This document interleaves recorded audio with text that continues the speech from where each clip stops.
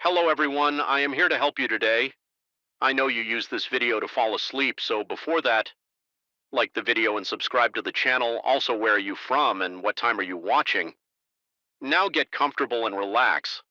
I still remember the first time I stepped into that building at night. It felt ordinary. At first, the walls needed a fresh coat of paint. The floors creaked in certain spots and the lights flickered in the corners. I was hired for a simple night shift job, mostly keeping track of who comes and goes. They told me the building had been around since the 1950s. I didn't expect anything odd. I just wanted a steady paycheck. But after a few nights, I realized there was something off about the top floor. There are these long corridors that look empty, but I can't shake the feeling that someone's always there. I started hearing footsteps when I knew there was no one else inside the cameras. Never show a thing. Every time I go up there, I feel like I'm being watched. It messes with my head. I remember my first shift like it was yesterday. I showed up around 700 in the evening. The guy from the previous shift gave me a quick run through. He showed me the reception area, the security room with the camera feeds, and the stairwell that led to the higher floors. He said, "Don't worry, it's quiet here at night. Just make sure nobody sneaks in." Then he left and I was alone. I checked all the entrances, locked the side door, and put my stuff down behind the reception desk. The first few hours were easy. Nothing happened. I listened to a late-night radio show to pass the time and occasionally looked at the screens. I saw static cameras of empty hallways, an empty lobby, and dark corridors on the upper floor. At around midnight, I decided to do my first round of the building. The owners had asked me to walk around each floor to confirm everything was secure. The elevator was old and slow, so I took the stairs. The stairwell smelled like old concrete. The metal railing rattled when I held it. The second and third floors were quiet. Nobody rented those offices at night, so I didn't expect to see anyone on the fourth floor. I started to feel this weird sense of heaviness. The air felt thick. There was a faint smell of dampness, like the walls had soaked up water over time. The lights were on, but they flickered more than in the lower floors. I didn't see anything, so I shrugged it off as my nerves. I reached the fifth floor, which is the top floor. The corridor stretched in front of me with doors on each side. Some were offices for small businesses, others were closed off. The entire hallway was silent. I listened for any sound, just to make sure. Then, out of nowhere, I heard a heavy footstep behind me. It echoed off the walls. I spun around. Nobody. Nothing moved. My heart started pounding. I checked each door, tried the handles, all locked. I even called out, "Hello, anyone up here?" No response. My voice sounded hollow.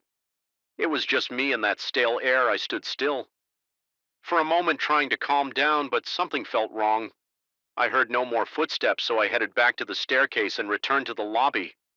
Once back in the security room, I looked over the camera feeds. The top floor camera showed an empty hallway. No sign of movement. I checked the timestamps. Everything matched up to when I heard the footstep. There was nothing. I started thinking, maybe I imagined it. Sometimes old buildings have weird acoustics. Maybe it was just the pipes or something shifting. I told myself that it was my first night, so my nerves were probably on edge. The second night, things got stranger. Everything was fine. Until around 1 in the morning, I was watching the cameras, sipping on some coffee, and I saw a flicker in the top floor feed. It wasn't a shape or anything I could recognize. It looked like the lights dimmed for a second, but only in that hallway. Then it went back to normal. I decided to check it out in person. I walked up the stairs again, feeling that same heaviness in the air. The smell was stronger this time, like old wet wood. I reached the fifth floor and started walking down the corridor. My flashlight beam jumped across the doors and walls. I didn't see anything unusual, but I heard that heavy footstep again. This time it sounded like it was around the corner near the storage room at the end of the hallway. I braced myself and walked toward it. My palms were sweaty and my throat felt tight. When I reached the corner, I found only the same locked door to the storage room. I rattled the handle. Locked. I felt a wave of cold go through me. The corridor was empty. The air felt like it was pressing down on me. I checked behind me. Nothing still. No sign of a person. I rushed back down to the security room and checked the cameras once again. No recorded movement that made me uncomfortable over the next week. The pattern continued on. Some nights I heard footsteps more than once, on others, I caught faint glimpses of something moving at the far end of the hall. It never stayed long enough for me to catch it properly. It was like a quick flicker of motion or a shadow that passed in front of the camera for a split second, but every time I played it back, the screen showed nothing. Sometimes I got the impression of a shape, but it was so quick that I thought maybe I was just tired. I tried adjusting the cameras, thinking maybe there was a blind spot or a glitch, but nothing fixed it. I started feeling anxious about going upstairs. I still did it because it was part of my job, but I dreaded those rounds. My heart would beat faster the moment I reached the fourth floor. The smell of dampness clung to me, and the hallway lights never flickered in a reassuring way. They always seemed to buzz or dim at the worst times. Sometimes I would stand in front of the corridor for a few seconds, just bracing myself before I walked in. I had this constant feeling that someone was watching me from around the corner or maybe from behind one of the office doors, but every time I opened a door, it was an empty room. Dusty desks or old chairs, nothing else. The building manager came by one morning as I was getting ready to leave. He asked me how the nights were. I told him everything was fine, which was a lie. I didn't want to sound like I was losing it. He nodded and said, yeah, a few guys in the past mentioned hearing things upstairs, but we never found anything. It's probably just the pipes or the old ventilation system. I nodded. I didn't push it, but part of me wanted to demand that they put more cameras or do a thorough inspection. I wanted proof that I wasn't imagining it yet. I stayed quiet. I needed the job about 2 weeks into working there. I had the worst night yet. It started normally. I locked the front doors at 9 o'clock, checked the cameras, and made my first round at 11 o'clock. Nothing unusual. Around 2 in the morning, I saw a flicker on the top floor feed again, but this time the flicker lasted a couple of seconds. The camera glitched, showing static. Then it cleared. I saw something at the very end of the hallway near the last door on the right. It looked like a figure. It was just a shape, a dark outline. My stomach turned. I left the security room, my flashlight in hand, and took the stairs. My heart pounded the entire way up. I was breathing hard by the time I reached the top. The corridor was dim. The overhead lights flickered more than usual. I walked slowly toward that last door. My footsteps echoed, and I heard that heavy tread again, like someone was walking 2 steps behind me. But when I spun around, there was no one. My hand shook. I felt sweat on my forehead. I said in a low voice, "Is anyone here?" Silence. The only sound was the hum of the old lights. I pointed my flashlight at the end of the corridor, then at the walls. No movement. I made it to the last door and put my hand on the knob, locked. I tried looking under the door, pitch black on the other side. I stood there for a moment, just listening. It felt like the building itself was holding its breath. Then I heard a footstep behind me. It was so close I actually jerked forward. I turned around and my flashlight illuminated empty space. Nobody was there. I I felt a chill crawl up my back and I sprinted for the stairs. Once I made it back to the security room, I felt my legs shaking. I sat down and tried to calm myself.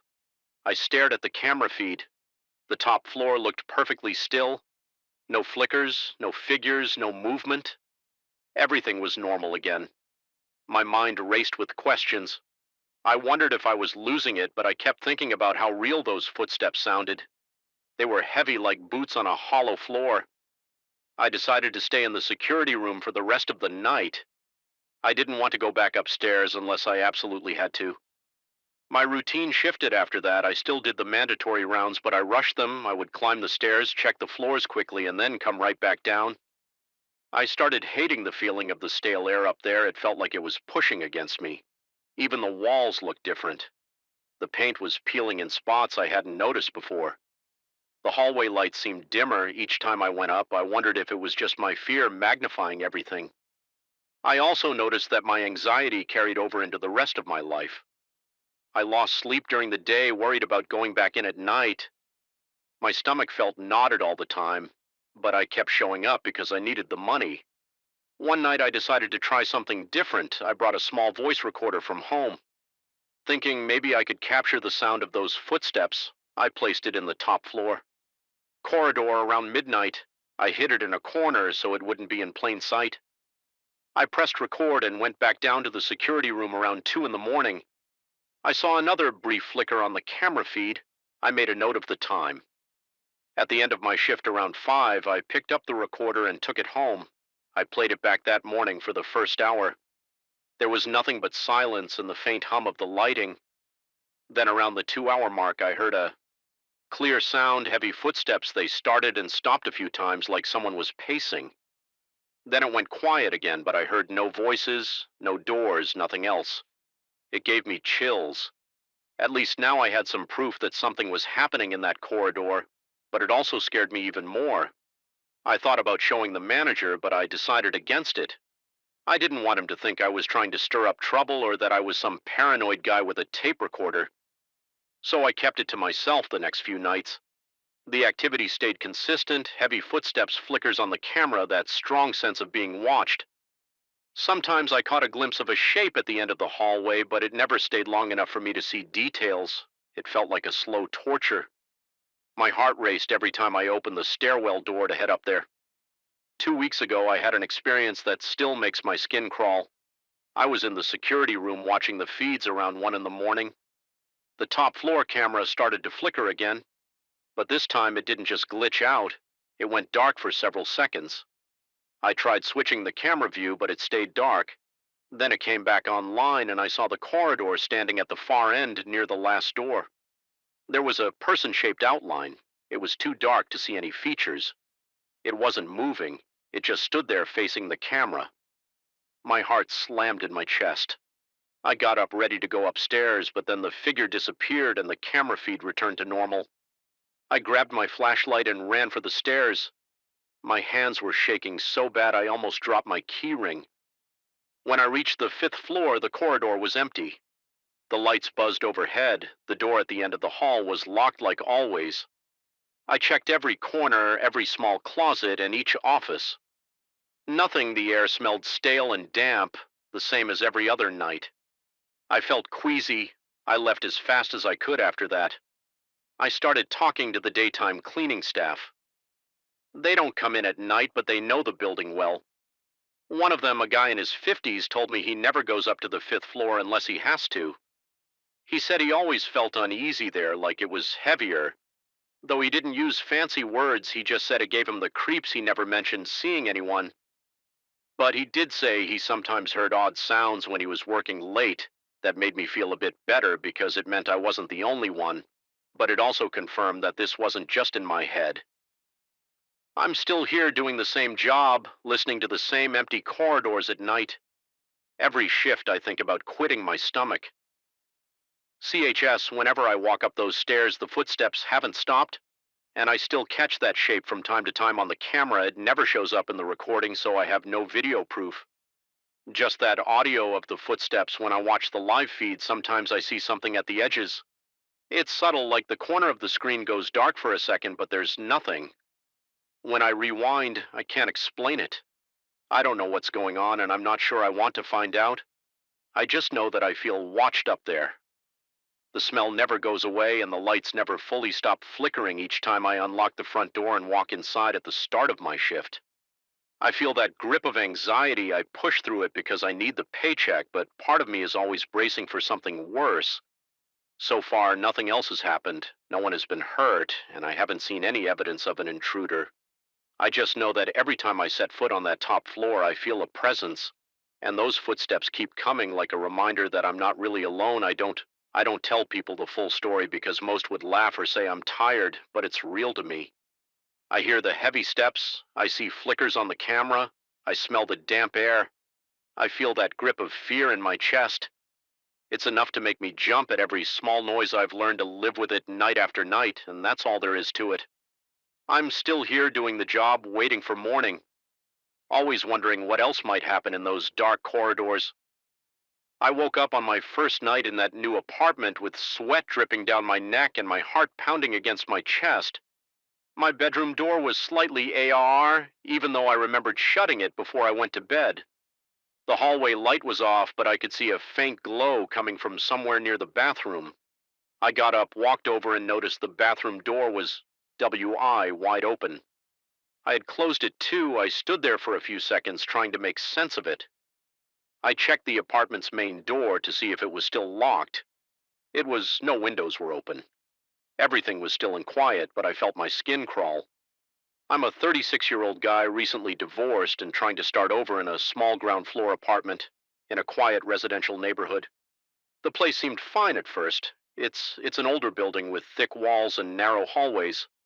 The landlord told me the previous tenant moved out to live closer to work. I didn't think much of it. I liked that it was affordable and had enough space for me. But after those first few nights, I realized something about the doors wasn't right. Every time I'd go to bed, I'd make sure all the interior doors were closed. Sometimes I'd even lock the bathroom door just to see if it would stay that way. More than once, I got up in the middle of the night and discovered that it was not only unlocked but also standing open.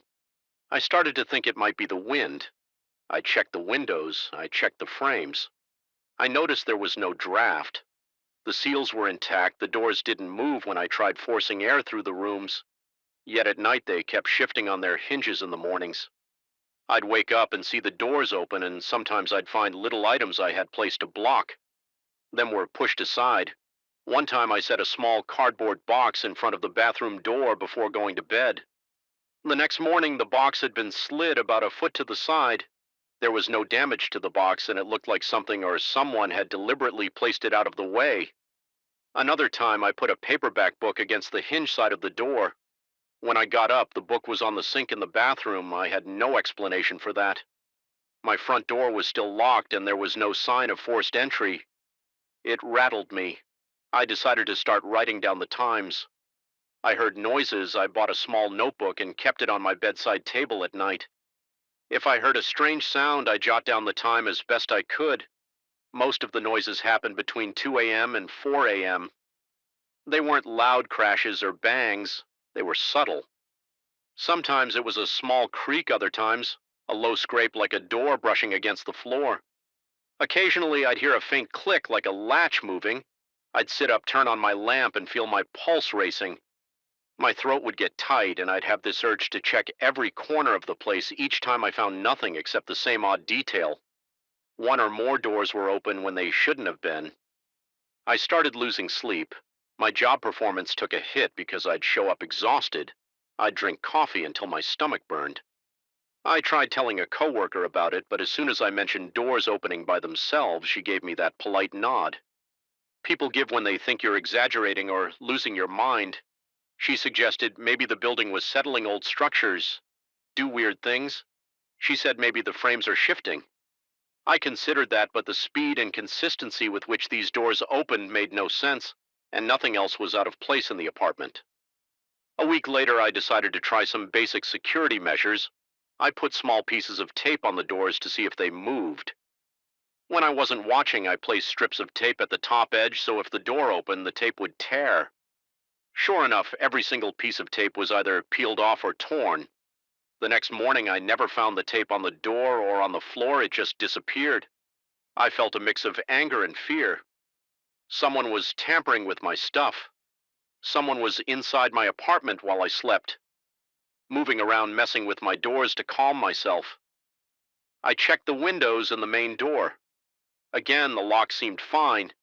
The front door had a deadbolt and a chain lock. I tested them, everything functioned. Normally, I even tried pushing and pulling on the windows to see if maybe they were looser than they looked. They weren't. They stuck in place when I left the apartment. I double-checked the locks when I came back. Nothing looked disturbed, but at night things changed. My sleep got worse. I started waking up in a cold sweat around 2 or 3 hard in the morning, heart hammering my mouth dry. I'd lie there straining my ears. Sometimes I'd hear a soft creak from the other side of the apartment. My stomach would clench and I'd feel like my chest was tight. I'd go check the living room, the kitchen, the bathroom. Every time I'd find at least one door open that I knew I'd closed. The bathroom, light would be on, or the closet door in the hallway would be halfway open. My eyes would dart around expecting to see someone standing there, but I'd find nothing. Just empty space. I started locking all the interior doors before bed. I even purchased little wedge door. Stops the kind you push under the door to keep it in place. They didn't help. I'd wake up, find the wedge, moved a few inches away, and the door opened. No prints, no scuff marks, nothing. My arms would shake when I tried to put the wedge back in the morning. I felt powerless one night around 2:15 a.m. And I heard what sounded like slow footsteps near the hallway. My bedroom door was closed. I reached over to my nightstand and grabbed my cell phone. I sat there in bed listening. The footsteps were faint, but steady. My pulse was so loud in my ears that I almost couldn't hear anything else. I thought about calling the police, but I didn't want to deal with the hassle unless I was certain someone was inside. Finally, I stood up and tiptoed to the door. I could hardly breathe. My legs felt weak. I opened the bedroom door. The hallway was dark. I reached for the light switch on the wall. The bulb flickered to life. Nothing moved. The apartment was dead silent. I walked to the bathroom, checked behind the shower curtain. Empty. I checked the front door, still locked. Chain secured deadbolt in place. I felt the handle. Nothing jiggled. I stood there in the darkness, my throat tight, telling myself to calm down, but my nerves were shot. I could still feel that strange tension in the air, like I wasn't alone. Eventually, I crawled back into bed and stared at the ceiling until my alarm went off. At 6:30, I got up for work, feeling like I'd barely slept the next weekend. I decided to stay up late and see if I could catch anything in the ACT. I made coffee around 1 p.m., set up a chair in the living room facing the hallway, and turned off all the lights except a dim lamp in the corner. I sat there, phone in hand, trying not to doze off around 1 a.m. I was still awake. Eyes heavy, arms jittery from caffeine. Everything was quiet. No clicks, no creaks, no movement. I got up, walked around to stay awake. I went to the bathroom, locked the door from the inside, then closed it. I wedged a doorstop under it too. Then I went back to my chair and watched at 2:40 a.m. I felt my eyes droop and my head nodded forward. I fought the sleep for a moment, then out of nowhere I heard a soft scraping sound. My eyes flew open and I sat up straight. I stared at the bathroom door down the hall. It looked the same, but the sound came again, a scraping noise that lasted maybe 2 seconds. I swallowed hard and turned on my phone's camera, pointing it toward the hallway. I stood up and took a few careful steps forward, trying not to make any noise. The bathroom door was still shut, but I noticed the doorstop wasn't where I had placed it.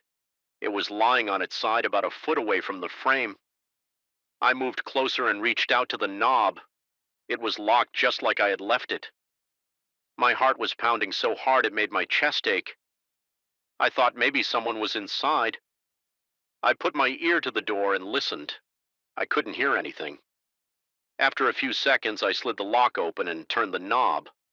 The door opened with a small click. I stuck my phone in, first filming the small cramped space. The light was off. I flicked it on. It was empty. Nothing in the shower, nothing on the floor. I checked the tiny window in the bathroom, locked from the inside. My breathing was shallow. My hands were sweaty and my palms tingled. I felt drained when I stepped out. I almost tripped over the wedge that had been tossed aside. I picked it up and examined it. There were no scratches or any sign that someone had forced it. It looked like it had just been placed there that night. I barely slept the next day. I went to a home improvement store and bought a cheap motion-activated camera. I set it up in the hallway, aimed at the bathroom door and the bedroom door. I tested it a few times, walking back and forth to see if the sensor triggered it. Worked fine. I left it running overnight. When I woke up the following morning, the camera was off. I checked the batteries. They were still good. The power switch had been turned to the off position. I replayed the footage. I had it ended at 2:13 a.m. I watched the last recorded clip. It showed me walking down the hallway at around 1:58. Then the camera caught about 15 minutes of stillness. The final frame showed the bathroom door still closed, and then the recording just stopped the next. Clips were blank. I stared at that last frame for a while. There was no shape, no figure, nothing that explained why the switch had changed positions. I stopped feeling safe in my own place. I'd lie in bed anticipating the sound of hinges or the click of a latch. I'd tense up my stomach, twisting into knots. My jaw would clench if I heard even the slightest noise. My heart would skip. One night, I dreamt that I saw someone standing in the doorway, but when I woke up, the door was shut. The confusion and stress were wearing me down. Work became a fog. My boss asked if I was okay. I said I wasn't sleeping well. He didn't push for details, and I was relieved. Another time, I tried leaving all the doors open in the evening just to see if it changed anything. I ate dinner, watched some TV, and then dozed off on the couch around 3 a.m. I woke up with a STI stiff neck. The lights were off, and I didn't remember turning them off. The bathroom door was closed. The bedroom door was closed. The closet door in the hallway was halfway shut. I got to my feet and turned the living room lights back on. My heart was thumping again, and I was breathing fast. I checked my phone to see if maybe the power went out, but the phone was charging normally. No sign of a power outage. I realized I was shaking a little. I started wondering if I was sleepwalking. I tried setting up the camera again, double-checking that the switch was fully in the on position and making sure the batteries were fresh. I let it run while I tried to sleep. The next morning, the camera was still on, but the memory card was missing. I looked everywhere on the floor, under furniture in the hallway, but it was gone. I felt an emptiness in my stomach that made me want to throw up. Somebody had taken it, or something was messing with me in ways I couldn't explain. I hated being there. I dreaded nighttime.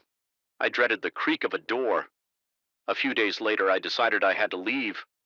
I gave my landlord notice that I would move out at the end of the month. I didn't want to argue about the deposit. I just needed to get away from that place. I spent the last night sleeping with the lights on, feeling anxious and half awake. The doors still opened on their own, and I still heard soft creaks in the middle of the night. My attempts to block them never worked. The next day, they were always open, and any items I used as barriers were moved. I never caught anyone in the act, and the locks never showed any sign of tampering. I can't explain it, but that's the story. No broken doors, no forced entries, just a lot of missing tape, a moved wedge, and a sense of being watched by the time I started packing. I felt a cold knot in my stomach every time I came home. I kept hearing those soft scraping sounds and felt my pulse jump. Sometimes I'd sweat so much that I'd change shirts in the middle of the night. I just wanted out. I left that apartment 3 weeks ago. I'm staying at a friend's place now, and I'm sleeping normally again. I haven't experienced anything strange since I moved. I don't know if there's a logical explanation. I just know I couldn't stay there any longer. Those doors kept opening night after night, no matter what I did, and I never figured out who or what was causing it. All I know is that whenever I think about those nights, I can still feel that chill on my arms and remember the sound of those hinges squeaking in the dark. I don't scare easily, but there's one night I can't forget. I remember every detail like it just happened, and it still makes my stomach tighten whenever I think about it. I was on my usual late shift driving around a busy city that never really sleeps. At least that's what I used to believe that night, though. The streets felt emptier than usual. I had already taken a few rides. Nothing special, just the typical airport drop-offs and a few groups leaving bars around 2 Rice a.m. And I got a ride request from a spot on a long avenue with barely any lights. It was an odd place to wait, but I never questioned requests. I just drove to the Pin. When I got close to the pickup location, I saw a figure standing near a faded street lamp. The lamp flickered, and I couldn't make out his face. At first, he was alone. He didn't move much. He just stood there facing the street. As I rolled up, I noticed he was dressed in dark clothes, black jacket, black pants, no bright colors, no reflective stripes. He didn't flag me down or wave. He just stood with his head slightly angled toward the car. I pulled over, unlocked the doors, and said, "Hey, you, the one who requested a ride." He nodded. He didn't say a word. He opened the back door and slid in behind the passenger seat. He shut the door softly, not slamming it, not making any sudden moves. I usually greet new passengers, say something like, "How's your night?" or "Where are you headed?" But something about his silence made me hesitate. I caught his eyes in the rearview mirror. They were narrow, and he looked like he hadn't slept. There was a kind of intensity there that I didn't want to provoke. "Still, I tried a small greeting evening," I said. He nodded again, still not speaking. I glanced at the app. It showed a destination across the city near an older neighborhood. It would take at least 30 minutes. maybe more with the late-night road closures. I thought about turning on some music to cut the tension, but part of me wanted to hear everything in case he started talking. I felt uneasy. My mouth felt dry. I kept my right hand on the steering wheel and my left near my phone. I always mount it on the dashboard so I can follow the GPS that night. I was extra aware of where my phone was. He sat there staring. Straight ahead, a few minutes went by, and the only sounds I heard were the tires on the asphalt and the low hum of the engine. Then, out of nowhere, he started muttering. I couldn't make out the words. They sounded disjointed, like he was talking to himself in a code or a language I didn't recognize. It was low at first, a whisper. I turned my head slightly and said, "Sorry, were you saying something?" He stopped. He looked at me through the rearview mirror. Our eyes met. I felt a jolt in my chest. He didn't answer. I kept driving. My skin felt prickly, like every hair on my arms was standing up. My heart pounded a little faster. I turned back to the road, focusing on the next intersection, the next traffic light. He went back to his low muttering, soft enough that I couldn't make out any real sentences. I tried to ignore it, but every few seconds his eyes would lock onto the mirror. He wasn't just glancing, he was staring directly into my reflection. I felt the muscles in my neck tighten. I reminded myself to stay calm. Keep going. Don't escalate anything about 10 minutes into the ride. Something weird happened with my phone. The GPS voice got garbled, then it cut out completely. The screen froze and the route disappeared. I tried to tap the screen, but it was unresponsive. "That's weird," I said out loud. Partly to him, partly to myself. I tried to check my signal, but it showed no bars that never happened on that avenue. I sighed, trying to keep my cool. "I'm going to try to reconnect," I said, more for my own comfort than his. He didn't respond. I glanced at the radio next, thinking I'd check the traffic updates or weather. The display was blank, no static, no music. It was just off like someone pulled the plug. I pressed the power button, turned the knob, nothing. I'm not superstitious, but a part of my mind started to race with thoughts about something unnatural going on. I pushed that aside. It's just a glitch. I told myself things break all the time, but my skin felt cold and my breath got shallow. I tried to focus on the road with the GPS dead. I had to rely on memory. I knew a basic route to the destination, but it was a tricky area full of one-way streets. Still, I kept going, hoping the phone would fix itself. The passenger stayed quiet except for occasional whispers. ISW followed hard. My throat felt tight. Then maybe 15 minutes later, the passenger spoke clearly for the first time. "Turn here."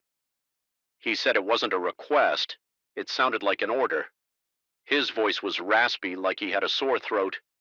There was a side street on my right, and I hesitated because it wasn't on my usual route, but I figured maybe he knew a shortcut, or maybe that was where he wanted to go. I turned the wheel. The street's tiara was dimly lit, and the lamps seemed fewer and farther apart. Some of them were out leaving patches of darkness. I drove slowly, trying to see where we were going. Houses with closed shutters and tall fences blurred past. He pointed ahead. "Keep going," he said, still in that low, strained voice. We passed intersections where I could have turned onto brighter roads, but he stayed silent until we reached a stretch of empty lots and rundown buildings. The area felt abandoned at that point. I was fully on edge. My fingertips tingled, and I kept my eyes darting between the passenger and the road. The heavy quiet around us pressed in on me. No cars, no pedestrians, no lights and windows. He leaned forward a bit, bringing his face closer to my seat. I heard him breathe. "Stop here," he said. His tone wasn't aggressive, but it was firm. It wasn't near any recognizable address. There was just a row of old street lamps. Half of them off the pavement was cracked. I almost said something like, "Are you sure?" But my words stuck. I slowed down and pulled to the curb. The street felt dead. There was no wind, no rustling of trees, nothing. I put the car in park. I watched him in the mirror, and his face had this faint grin. It didn't look friendly, it looked strange. The corners of his mouth curved up slightly, and his eyes seemed almost blank. I felt a chill run down my spine. My heart thudded in my chest. My hands felt clammy on the wheel. I wanted him out of the car, but I also felt scared of what he might do if I rushed him. I unbuckled my seatbelt, just in case I needed to move fast. He exhaled sharply like a short laugh without any real amusement. Then he reached for the door. He pushed it open and slid out in one quick motion before I could say a word. He was halfway across the street. The way he moved didn't seem normal. He didn't run, but he slipped into the darkness between the broken street lamps almost immediately. One moment he was there, the next, he was gone. I stuck my head out the window trying to see where he went. I couldn't hear his footsteps or see his silhouette. My heart pounded. I realized I was practically holding my breath. I looked at the empty street, the dark buildings, the flicker lamp to my left. The only sound was my own breathing and the low hum of my engine. I pulled my head back in, locked the doors, and tried my phone again. Suddenly I had full bars. The GPS map loaded right away. Notifications popped up one after another like nothing had been wrong. Even my radio turned back on by itself. Blaring the last station I had tuned to, I jumped at the sudden noise, then fumbled to shut it off. I felt a wave of relief, but also confusion. One second, everything was dead. The next second, it was all fine. I shook my head, put the car in drive, and pulled away from the curb. My stomach felt queasy. I glanced back at the dark street, but I didn't see anything except a stretch of road disappearing under broken lights. My phone buzzed, alerting me to new ride requests, but I ignored them for a moment. I just wanted to get somewhere bright and safe. I found the main road again, and as soon as I hit the busier avenue, the world felt normal. Cars drove by, street lights worked. The phone never lost signal. I took a deep breath, parked at a gas station, and got out to stretch my legs. My knees felt weak and my hands trembled. I checked the back seat. The passenger hadn't left anything behind. The seat wasn't even warm, like he'd never been there. I shook my head in disbelief. What the hell was that? I whispered to myself. A part of me wondered if I should call the cops, but I didn't have a crime to report. He didn't threaten me, didn't do anything illegal. As far as I knew, I decided to let it go, standing by the gas pump. I felt the cool night air on my face. It helped me calm down a bit. I took a few more deep breaths, trying to shake off the tense feeling in my chest. My phone stayed connected, which made me feel a little better. I stared at it, half expecting it to glitch again, but it seemed stable. I got back in the car and looked at the clock. The entire trip had taken about 25 minutes, though it felt a lot longer. My shift wasn't over, but I considered calling it a night. I had a sick feeling in my stomach that wouldn't go away. I started driving toward my usual spots where bars stay open late. Maybe I could pick up a normal fare, something to push this weird experience out of my mind. But as I cruised, every time I glanced at the rearview mirror, I half expected to see that man's eyes staring back. I picked up 2 more passengers that night, both pretty regular. A guy headed home from work and a woman needing a ride to a nightclub. Nothing strange happened with them. My phone and radio worked fine by the time my shift ended. The sun was starting to rise and I felt exhausted. I went home, parked in my usual spot, and just sat in my car for a minute. I replayed everything in my head, his side, hence the muttering, the dead signals, his sudden departure. How the phone came back online right after it made no sense. I asked myself if I had missed something. Maybe the passenger was having a medical episode or was under the influence, but that wouldn't explain the electronics dying the way they did. Then coming back, I didn't see him carry any device that could jam signals. It didn't look like he was messing with anything on his phone. He never used his phone in the car at all, and he left so fast I didn't have any friends who would believe me without a bit of joking around. So I never told the full story. I just said I had a weird ride that night. But every time I recall it, I feel that pressure in my chest, that cold sweat, the memory of him smiling in that unsettling way. It wasn't a big grin, it was just a small curve of the lips, but it felt threatening in a way. I can't fully explain. I've been driving for years, and I've seen rude passengers, angry ones, even a few who were obviously intoxicated. None of them freaked me out like that. After a few nights, I returned to the same area to see if there was something off about the place I drove by the street during the day. It looked like any neglected neighborhood with a few vacant lots and old buildings. The street lamps were there, some broken, some missing. I couldn't find anything unusual. No big electrical towers or weird transmissions that might explain my phone's behavior. I parked for a minute and stared at the spot where I pulled over. That night it looked completely ordinary in daylight. I felt a chill, though I remembered that empty feeling, the silence, the flickering light. I started feeling uneasy again, so I left. I continued driving nights, but I never got another request from that spot. I watched my phone a bit closer, making sure the GPS was stable.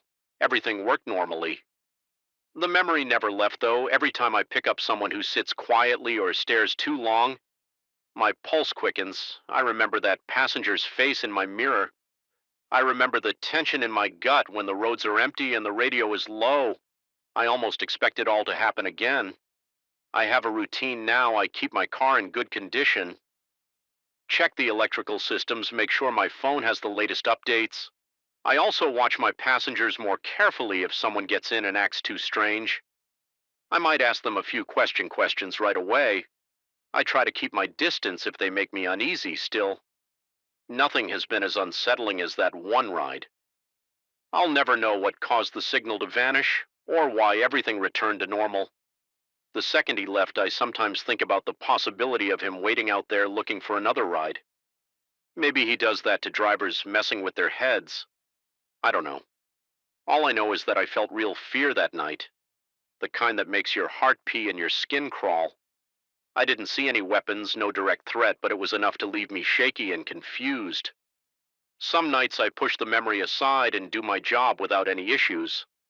Other nights, like tonight, I can't help but remember when I see a lone figure standing in a dark spot.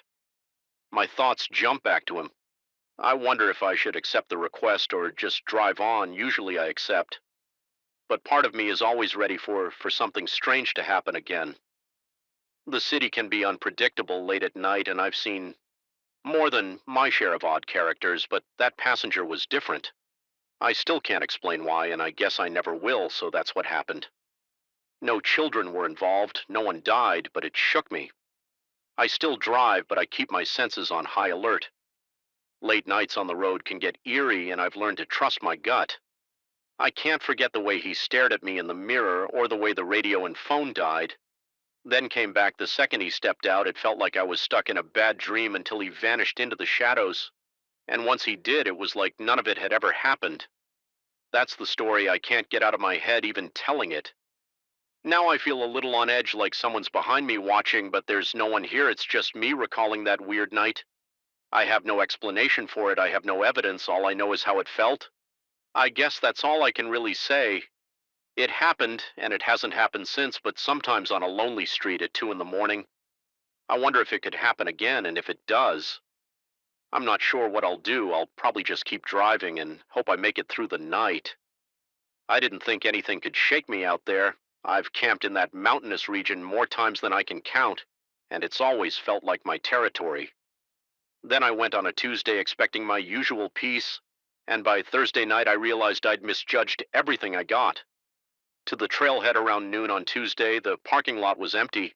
There were no other cars and not even a single person hanging around.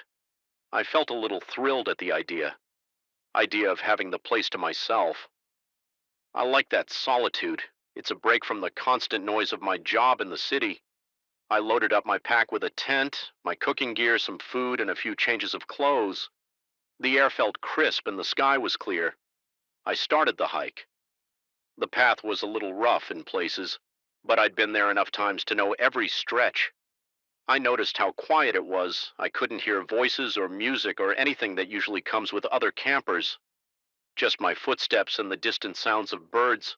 My breathing became steady as I moved uphill, and I felt that usual rush of calm I get when I leave.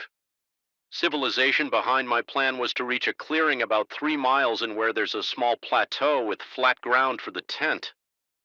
I got there by mid-afternoon. The place looked just like I remembered: some tall pines, a view of a nearby ridge, and a small circle of stones where people sometimes build their campfires. I set down my pack, stretched my shoulders, and started pitching my tent.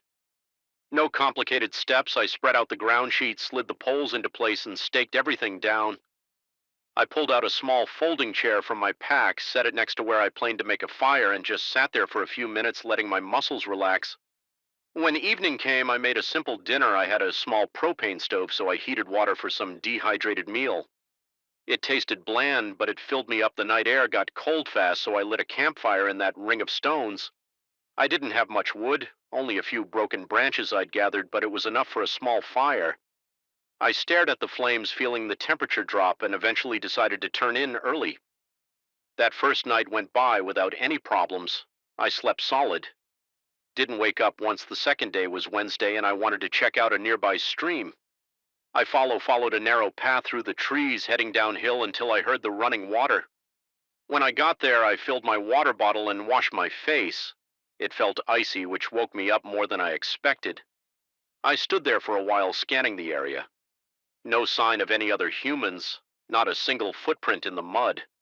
I saw a few deer tracks, maybe some raccoon prints, but no boot prints. It confirmed what I already knew. I was completely alone out there.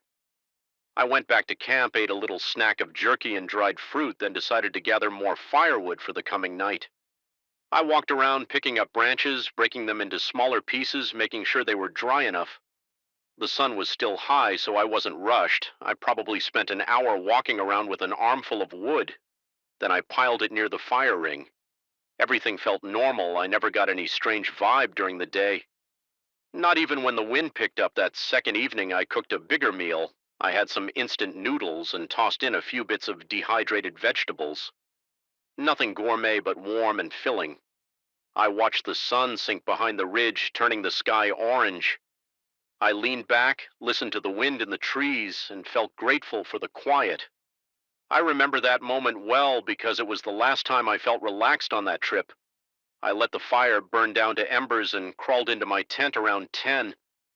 My sleeping bag was warm. The night air was cold enough to sting my face if it got exposed.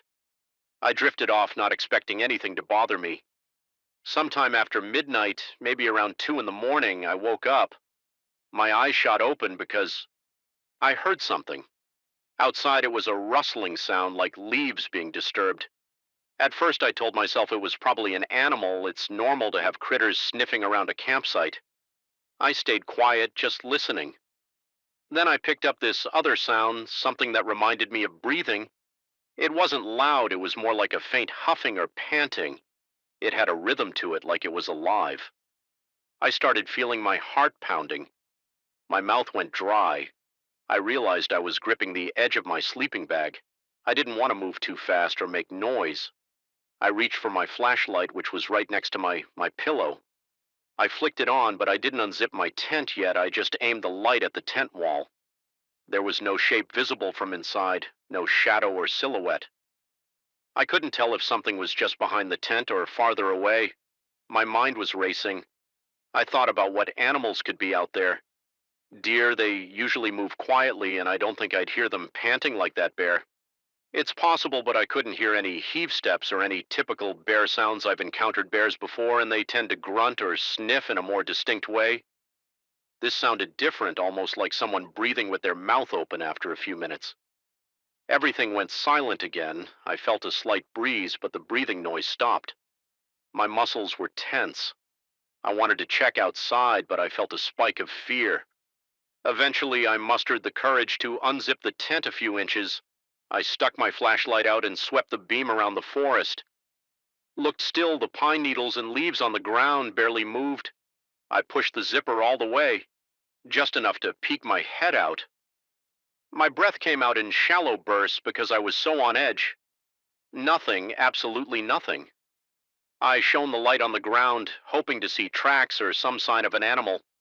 I didn't see any immediate footprints. I looked toward the fire ring, only faint embers. There was no movement. I listened. Holding my breath, not a single sound. After a minute or two, I zipped up again. I lay back down, but my body was rigid. I tried to tell myself it was probably a small animal that just sounded weird, or maybe the wind was playing tricks, but it didn't feel that way. The breathing had sounded too deliberate. I stayed awake for at least another hour, maybe more. Every time I started to drift off, I heard a soft crunch outside. It might have just been the trees settling or branches shifting. But in that heightened state, it felt like someone or something was circling my campsite. My thoughts were scattered. I considered grabbing my knife, but then I thought, what if it's just a curious raccoon or fox? Eventually, I must have fallen asleep from sheer exhaustion. The next morning, Thursday, I crawled out of the tent feeling groggy. My back hurt a bit from how tense I'd been. I walked over to the fire ring and noticed footprints in the soft dirt. I immediately knelt down to examine them. They weren't clear boot prints like mine, and they weren't paw prints from a typical animal. They looked almost like a cross between a shoe and a bare foot. But bigger, the outline wasn't sharp, but I could see that it wasn't the shape of my boots.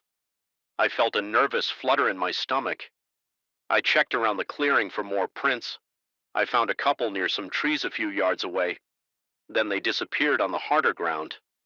I stood there rubbing the back of my neck, trying to figure out what could have left them.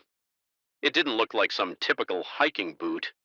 The shape was longer and the edges were softer, maybe some kind of wide footwear or something worn down. I didn't recognize it. It unnerved me. It also confirmed that I hadn't imagined the noises during the night. I spent the rest of Thursday trying to keep myself occupied. I walked a mile or two down a side trail, but I couldn't stop thinking about those tracks. At one point, I caught myself turning around every few steps looking for movement. The wind picked up again around midday and the temperature stayed chilly. I returned to my camp feeling that tension in my shoulders. I didn't see anything out of place besides those footprints, but that was enough to keep my guard up by late afternoon. I had to decide whether to stay another night or leave. My plan was to stay until Friday morning, and I didn't want to cut my trip short, but I felt uneasy. In the end, I decided to stay, but I told myself I'd stay alert. I organized my gear, made sure everything was packed in a way that I could leave quickly if I needed to. I collected enough wood to keep a fire going longer into the night. I ate an early dinner of canned soup heated on my little stove. I tried to keep calm, but my hands were a bit shaky when darkness fell. I made a bigger fire than the nights before. I sat close to it, occasionally glancing at the tree line. The shadows shifted with the flames. I didn't see anything move out there. The only sounds I heard were the crackle of the fire and the wind, but that memory of the breathing wouldn't leave. 11. I added more wood to the fire, hoping the light would discourage any curious animals or other visitors. My mind kept going back to those strange footprints. I thought about possible explanations.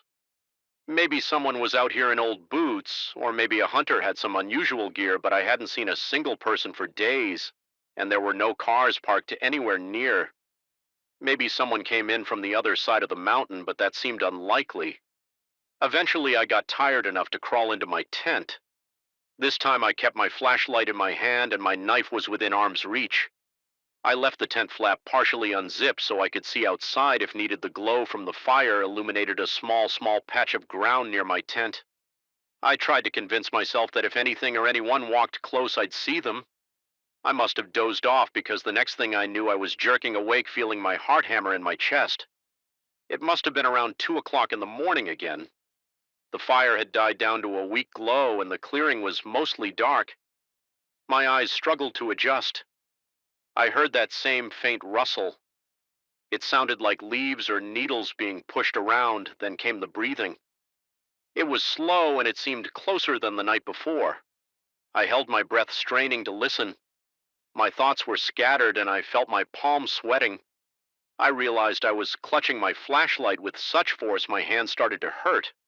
My mind spun with different options. Should I shout? Should I jump out of the tent with the knife? Should I just wait quietly? I decided to try shining the flashlight through the partially open flap. With my finger on the switch, I clicked it on and aimed the beam outside for a split second.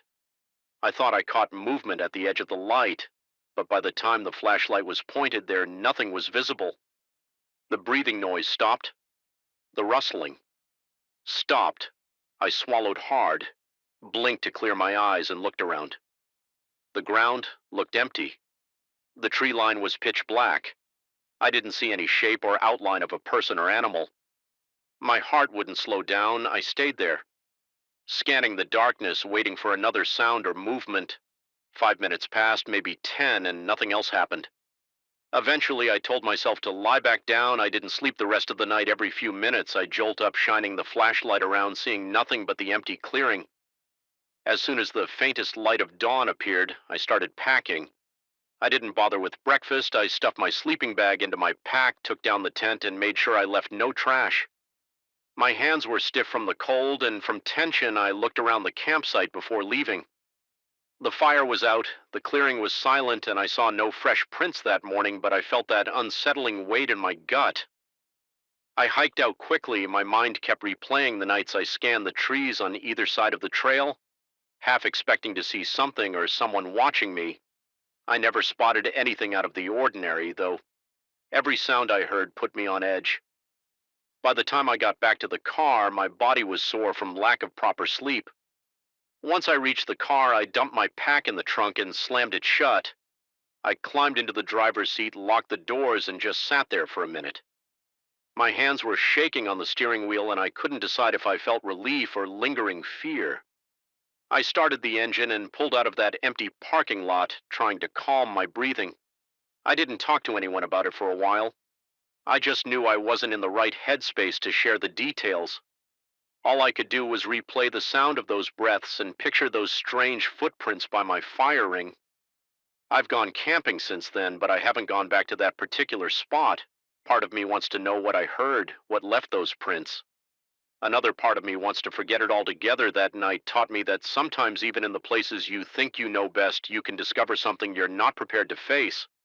I never imagined that volunteering for a night shift at a small museum could make me lose sleep. It was supposed to be a straightforward job. Walk around a few galleries, turn off some lights, lock up and leave. But something in that museum changed my routine. Now I feel my pulse get faster just thinking about it. My name is Daniel. I'm 36 years old. I've been helping at this local historical museum for a few months. I started doing it because I needed extra experience in museum curation and security. The museum doesn't have a big staff, and they don't stay late once the last official employee clocks out. I walk through the exhibits with a checklist, make sure nothing is out of place, and turn off the lights. It's a small building, 3 main rooms, and a few side corridors with old portraits, documents, and artifacts. Most nights it's quiet. I can hear my own footsteps on the tile floor. I can hear the buzzing of the overhead lamps. I lock the doors, switch everything off, and leave. There is one piece in the museum. That makes me nervous. It's a mannequin inside a display case in the back gallery. It's dressed in a 19th century outfit. Something like a formal suit with a frilled shirt and a dark waistcoat. The mannequin is hum-sized with a blank face. There's a glass pane in front of it. The first time I saw it, I thought it was just another historical costume piece. I didn't expect anything unusual. But after a few weeks, I started noticing small things about its posture. One night, its left arm looked a bit raised compared to how it was the night before. Another night, it was angled at the elbow like it was bent inward. I wasn't sure if I was imagining these changes. I told myself I probably wasn't paying attention to the mannequin's exact pose. I thought maybe the staff had rearranged its arms. Then one night, something caught me off guard. I had just walked by the display and noted everything in my log. I knew exactly how the mannequin stood at that moment. Arms straight down, face forward. The rest of the room was still. I left to check another room for a couple of minutes. When I came back, the mannequin was pressed against the glass. Its hand was almost touching the glass panel. Its face was tilted forward, but there was no actual face. Just the blank shape. I felt the hair on my neck stand up. I felt my stomach clench. I turned around quickly, expecting to see someone else in the room, but I was alone. I thought maybe one of the day staff was playing a joke on me. I looked around for any sign that someone had tampered with the case. The lock on the glass door was closed. No footprints, no open side doors. The next morning, I asked the staff about it. I spoke to the curator and one of the assistants. They looked at me like I was asking something ridiculous. They said no one had touched the mannequin. They insisted the glass enclosure had been locked all week and they had no reason to open it. They thought maybe I was tired or mixing up details in my head. I told them exactly what I saw, but they shrugged it off from that point on. I felt uneasy whenever I walked in that back room. I wanted to ignore it, but I couldn't help watching the mannequin.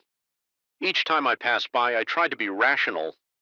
Maybe the arm shifts slightly because of some mechanical joint. Maybe there's a hinge or bracket that's loose, but that didn't explain how it ended up leaning against the glass.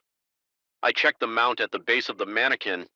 It seemed bolted down. I wiggled it a bit, and it barely moved. It was stable. I tried to push the arms gently once they wouldn't budge without actual effort. So I kept telling myself there had to be a logical explanation. I just didn't have enough information yet. One night I walked into the museum around 700 in the evening.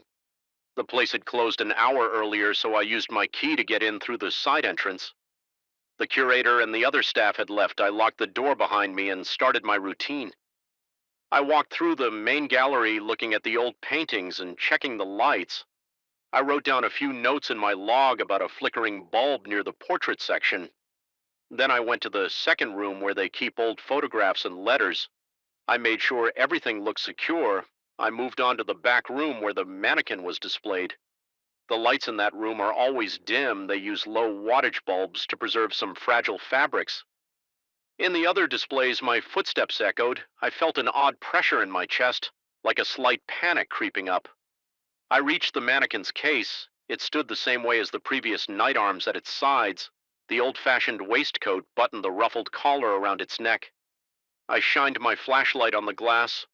No fingerprints, no sign of tampering.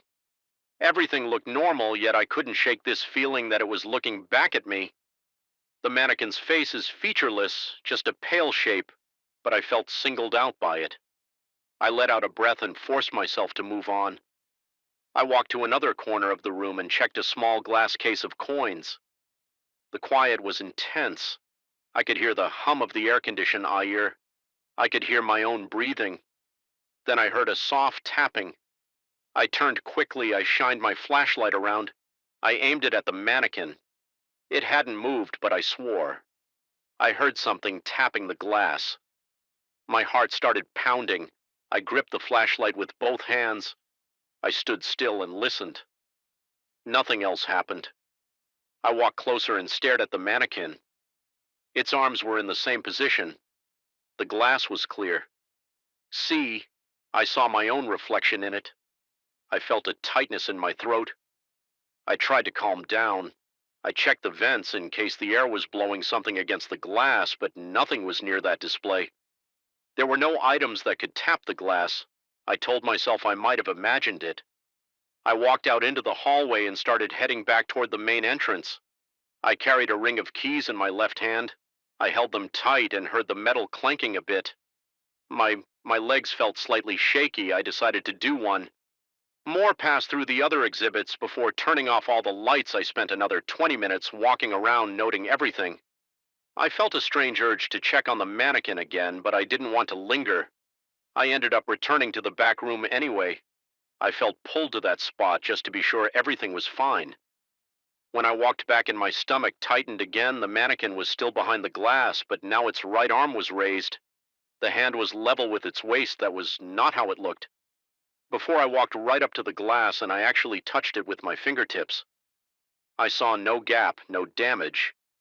The lock at the side was still secured. My heart raced. I felt my mouth going dry.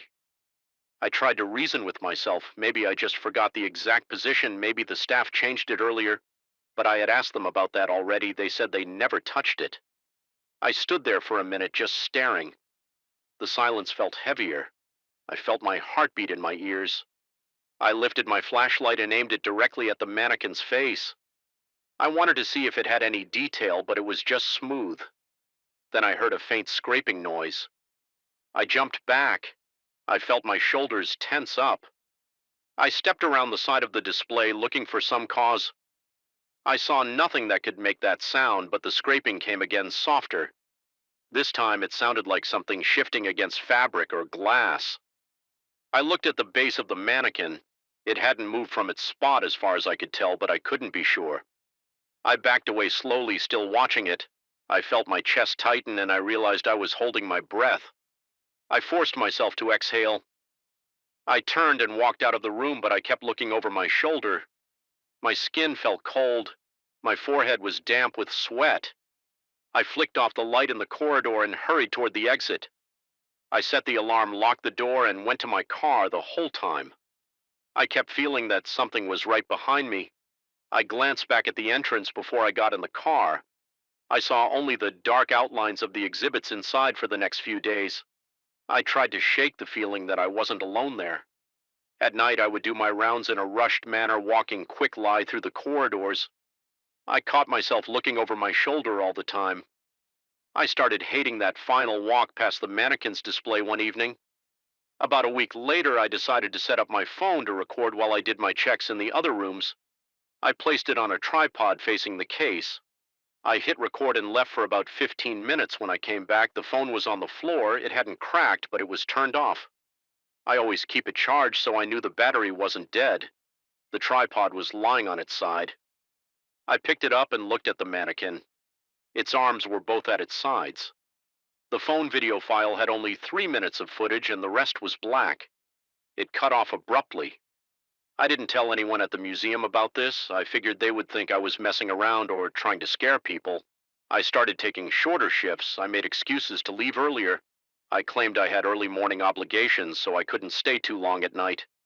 I just wanted to avoid that final moment near the mannequin, but eventually I had no choice. The curator asked me to lock up after a late local event that night. There was a small lecture, and the last group left around 10. I had to check everything because they had moved some objects for a demonstration. By the time I finished putting them back, it was past 11. The building was dark. Only a few emergency lights in the corridors were on. My footsteps sounded louder than usual. I felt sweat under my arms, and my hands trembled a bit. I headed toward the back room. The air felt heavy, and I noticed a slight smell of old fabric. The mannequin stood behind the glass. I walked up to it and checked the lock. It was intact. I took a step back. Then I heard a metallic click. It sounded like the lock being released. My chest got tight again. I shined my flashlight on the enclosure. The lock looked the same. I reached out and tested the case door. It didn't move. I let out a shaky breath. I finished the rest of my routine, but I couldn't stop thinking about that click. I went back to the front entrance, turned off the main lights, and punched in the alarm code on my way out. I passed by the corridor leading to the mannequin. One last time, I paused for a second, and I felt something like a faint presence behind me. My back tingled, and I glanced over my shoulder. Nothing was there. My heart was hammering, and my breath felt shallow. I left as fast as I could for the next few nights. I tried to act normal. I arrived, did my checks, tried to ignore the feeling of being watched, but each time I walked near that mannequin, I thought its arms were slightly different than the time before. Sometimes the right arm was bent. Other times the left arm seemed raised again. Occasionally it looked closer to the glass than it had been the previous day. I kept telling myself there had to be a physical explanation. I told myself the day staff might be lying or just forgetting to mention that they repositioned it, but no one ever admitted to that. I decided to confront the situation. One evening I arrived early while a couple of the staff members were still there. I asked one person to open the mannequin's case in front of me. She took the key, opened the glass, and let me look inside. There was a single rod that connected the mannequin's body to the base. The arms could move, but you had to tug them pretty firmly. The staff member closed the glass, locked it, and handed me the key. I walked her to the door and she left. I did my checks when I came back to the mannequin. The lock was still there, the key was in my pocket, but the left arm was higher than it had been when she locked it. I felt my mouth go dry. My palms were clammy. I stared at the mannequin for a long time, and all I heard was my pulse. I felt fear pulse through my arms and legs. I actually whispered, "Why is this happening?" out loud. Though no one was there to answer after a few minutes, I locked up and left. I started driving home, and my hands were shaking on the steering wheel. I was sure I had witnessed something I couldn't explain. I got home, took a shower, and tried to forget about it, but my mind kept replaying the scene. I can't find a rational explanation. The staff has no motive to play a trick on me. The museum security system doesn't show any intruders, and the mannequin movements don't make sense. I'm supposed to continue volunteering because they still need help in the evenings, but my nerves are shot nowadays. I feel like there's an extra set of footsteps following me in that place. I check the reflection in any glass surface I pass by. I can't help it. I don't see anything unusual UAL most of the time. But on the nights when I look at the mannequin, I get the sense that it's leaning forward, almost straining against the glass like it wants to come out. I can't explain how or why, I just know. I can't shake this feeling of being watched. When I lock the front door at the end of my shift, I turn around to look down the corridor. Sometimes I see the faint outline of that figure in its case, and I feel sure it's looking right back at me. Then I rush to my car, feeling my entire body tense.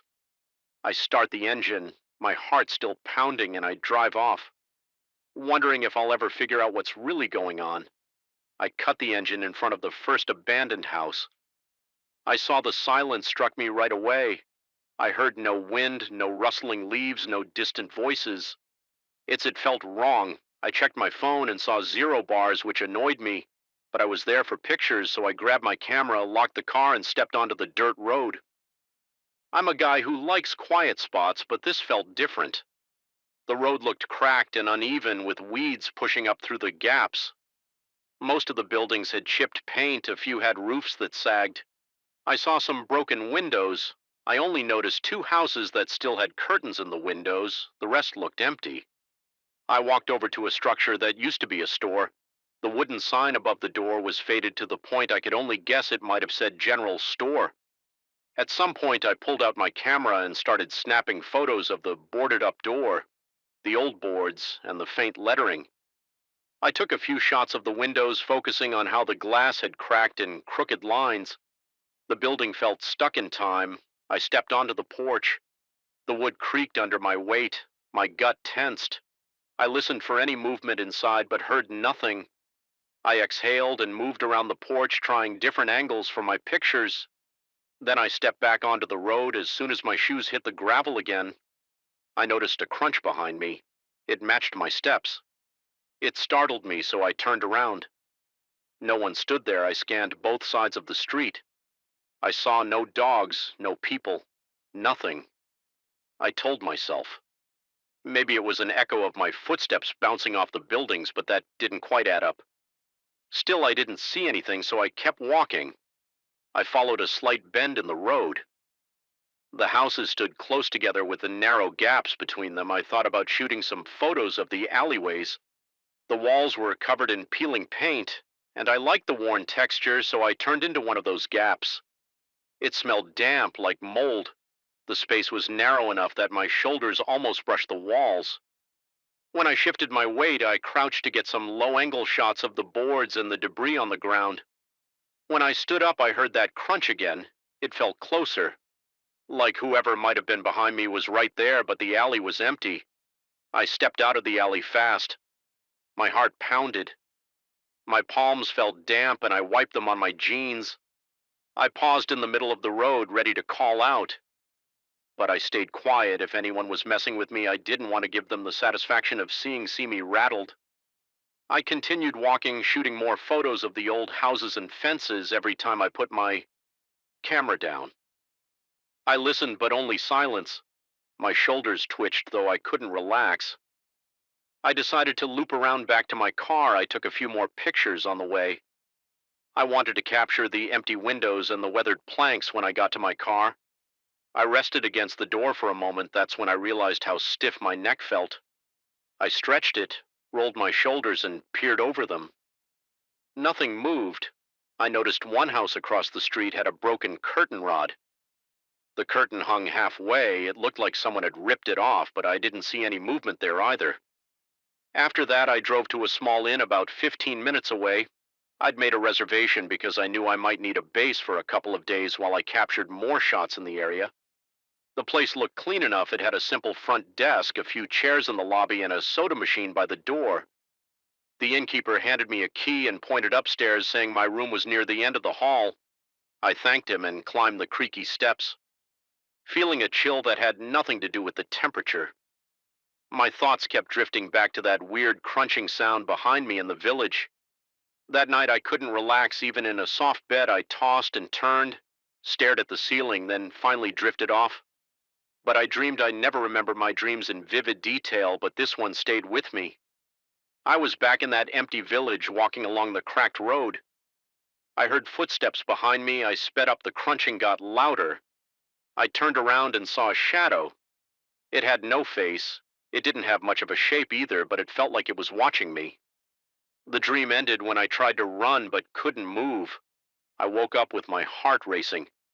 My shirt clung to my back. I glanced at the clock, barely past 5 in the morning. I wiped sweat off my forehead and tried to calm down. My mouth felt dry, so I gulped some water from the nightstand. I sat up and stared out the window. It was still dark outside. I felt a strong urge to get some fresh air, but the hall was pitch black, and I wasn't in the mood for wandering around by breakfast time. I convinced myself the dream was just a product of that weird atmosphere in the village. I told myself I'd go back, finish taking pictures, and then move on. The innkeeper served me some coffee and eggs. He was polite, but didn't say much. He asked if I was enjoying my stay, and I just nodded. I paid for another night, deciding I'd give myself the full day to explore. I arrived back at the village around 8 in the morning. The sky was clear and the sun was already warming the air. I paired in the same spot near the first boarded up store as soon as I stepped out of the car. I did a quick scan of the street, same emptiness as before. I walked straight to the next block where I'd seen a few houses that looked interesting. Two of them had unusual roof shapes. One had a collapsed porch. I planned to take shots of that one. For sure, the silence felt heavier in the morning. No birds chirped. I didn't even see any stray cats or anything like that. I moved around, snapping pictures, changing lenses to get wide shots of the entire street. I noticed a few curtains that looked newer, which hinted that someone might still live there, but no people showed up. I found a building with a mailbox that had a name on it. The name's letters were scratched off in places, so I only saw GR or something like that. By mid-morning, I reached a small wooden house that I'd overlooked the day before. The paint was peeling and the front steps looked rotted. I wanted a good shot of the wood texture, so I approached carefully. I didn't want to step on the porch because it looked too weak to hold my weight. I squatted on the ground to get a low angle, then I heard a squeak. It sounded like a floorboard under pressure. I froze and looked up at the windows. They were dusty, but I could see shadows inside, maybe a piece of furniture. I stood up and called out, "Hello?" I got no response. My heart thumped in my chest. My mouth went dry again and I swallowed hard. I took a step back, unsure if I should walk away. Then I heard another squeak. This one was louder, like something moving inside. The door was closed, but I saw a gap in the frame. The wood near the handle was splintered. I tried to peek through the window, but I couldn't see anything clearly. I felt tension in my stomach. My legs felt stiff. I decided to call out again, louder this time. "Hello? Anyone there?" No answer. The house stayed silent. I realized I was gripping my camera too tight. My knuckles felt sore, so I relaxed my hand. My instincts told me to leave, but I also felt drawn to figure out if someone was inside. I edged toward the window to see if I could detect any movement through the dirty glass. I couldn't see much. The interior looked dark, like there were no lights on. Suddenly, a loud clunk echoed from inside. It sounded like something heavy landing on the floor. My chest tightened. I glanced at the door, debating whether to knock, but everything about the situation put me on edge. The boarded up houses, the strange footsteps I'd heard, the dream I had, and now these noises inside a place that looked abandoned. My instinct screamed at me to step back. I felt a prickling sensation on the back of my neck, like something was about to happen. Nothing did. No one came out, and I didn't hear any voices, but I couldn't shake the feeling that someone or something was watching me from behind those dirty windows. I leaned forward to get one last look, then heard another squeak, sharper this time, like a board protesting. I jumped, my heart rate shot up, and my breath caught. I backed away from the porch, almost stumbling off the curb. I forced myself to keep walking down the street. I tried to focus on other houses, but I couldn't stop thinking about that noise. My eyes flicked back to that wooden house every few steps. At one point, I thought I saw the curtain in the side window shift. I stared for a few seconds, but it didn't move again. I wondered if it was just my imagination or a trick of the light. I decided I'd had enough for one day. I circled back to my car, still gripping my camera. I usually take my time, look for good angles, and try to capture every detail, but I felt uneasy, so I hurried. My boots raised small clouds of dust on the gravel. My breathing was shallow, my hands felt shaky, which is unusual for me. I got in the car and locked the doors. I sat there for a moment, just breathing and staring at the steering wheel. My skin felt clammy and my pulse pounded in my ears. I started the engine, then noticed something in the rearview mirror. The street behind me was empty, but I thought I caught a glimpse of movement near the corner of a house. It could have been a curtain or maybe a shutter swaying in the breeze. I couldn't be sure. I turned my head to look through the back window, but I saw nothing. I shook my head and drove off on the drive back to the inn. I felt a tight knot in my gut. It was broad daylight, but I felt cornered by that village. It didn't make sense. Nobody confronted me. I hadn't seen any actual person or found any footprints that confirmed someone was stalking me, but the tension was real. My body reacted like I was in danger. Even my shoulder muscles ached. I drummed my fingers on the steering wheel, trying to calm down. I told myself I'd pack up tomorrow and leave the area behind. Once I reached the inn, I parked and sat in the car for a minute. My eyes felt drawn to the tree line behind the parking lot. I half expected to see a figure watching me from there, but everything was still. I forced out a long breath, then headed to my room. I locked the door behind me and placed my camera gear on the small table by the window. I kicked off my shoes, sat on the bed, and tried to relax. My heart was still pounding. The images of that wooden house played over and over in my mind. I grabbed my camera and flipped through the photos. I scanned each shot, looking for anything unusual. Most of them were just empty buildings, weathered wood, old signs. I saw nothing strange in the frames. Then I paused, paid on one shot of that wooden house. I zoomed in on the window, but all I saw was dust and warped reflections. No silhouette, no shape, nothing yet. I couldn't shake the sense of being watched that night. I hardly slept. My dreams were muddled. Flashes of empty windows, squeaking floors, and crunchy gravel. I woke up a few times, sweating and disoriented. I ended up pacing the room, checking my phone, looking out the window, and sipping lukewarm water. Water I felt drained. I wanted to leave right away, but I told myself I could handle one more visit to gather the last set of shots in the morning. Part of me wanted to understand this place, even though everything about it made me uncomfortable. Morning came, and I finished packing my bags before I headed out. I tossed them in the car, planning to leave straight from the village. The air felt cold when I arrived. No sunshine yet. It was cloudy, and the shadows made the buildings look even more decayed. I stepped out of the car and thought I heard a distant scraping sound. I paused, listened, but heard nothing else. My stomach felt tight again. I moved through the village one final time, taking photos at a faster pace than usual. I wanted a few extra shots of the collapsed porch, the alleyways, and maybe the mailbox with the scratched letters. I forced myself to approach that wooden house again, but I kept my distance. I tried to capture the peeling paint from across the road as I lined up the shot. I felt a sharp chill and my eyes started to water. I took a couple of photos and lowered my camera. That's when I heard a creak from inside the house, faint but clear. I swear my heart nearly jumped out of my chest. I stepped back, my camera hanging around my neck. My throat felt tight. I glanced around, but no other person was visible. The house gave no sign of life except that single noise. I heard nothing else. I swallowed hard, turned and walked toward my car. My legs felt heavy, but I tried to keep a steady pace. I didn't want to run. I reached the car, slid into the driver's seat, and locked the doors. I gripped the steering wheel until my knuckles turned white. I stared at the houses for a few seconds. I felt sure the entire place was watching me, even though I couldn't prove it. My skin tingled and my forehead was damp. My breath came in shallow bursts. I started the engine, pulled onto the main road, and left that village behind. I didn't look back for too long. My mind kept replaying the sounds, that crunch of gravel behind me, the floorboard squeak, and the heavy thump I'd heard inside the wooden house. It all rattled me in a way I hadn't felt before driving away. I told myself I'd never return.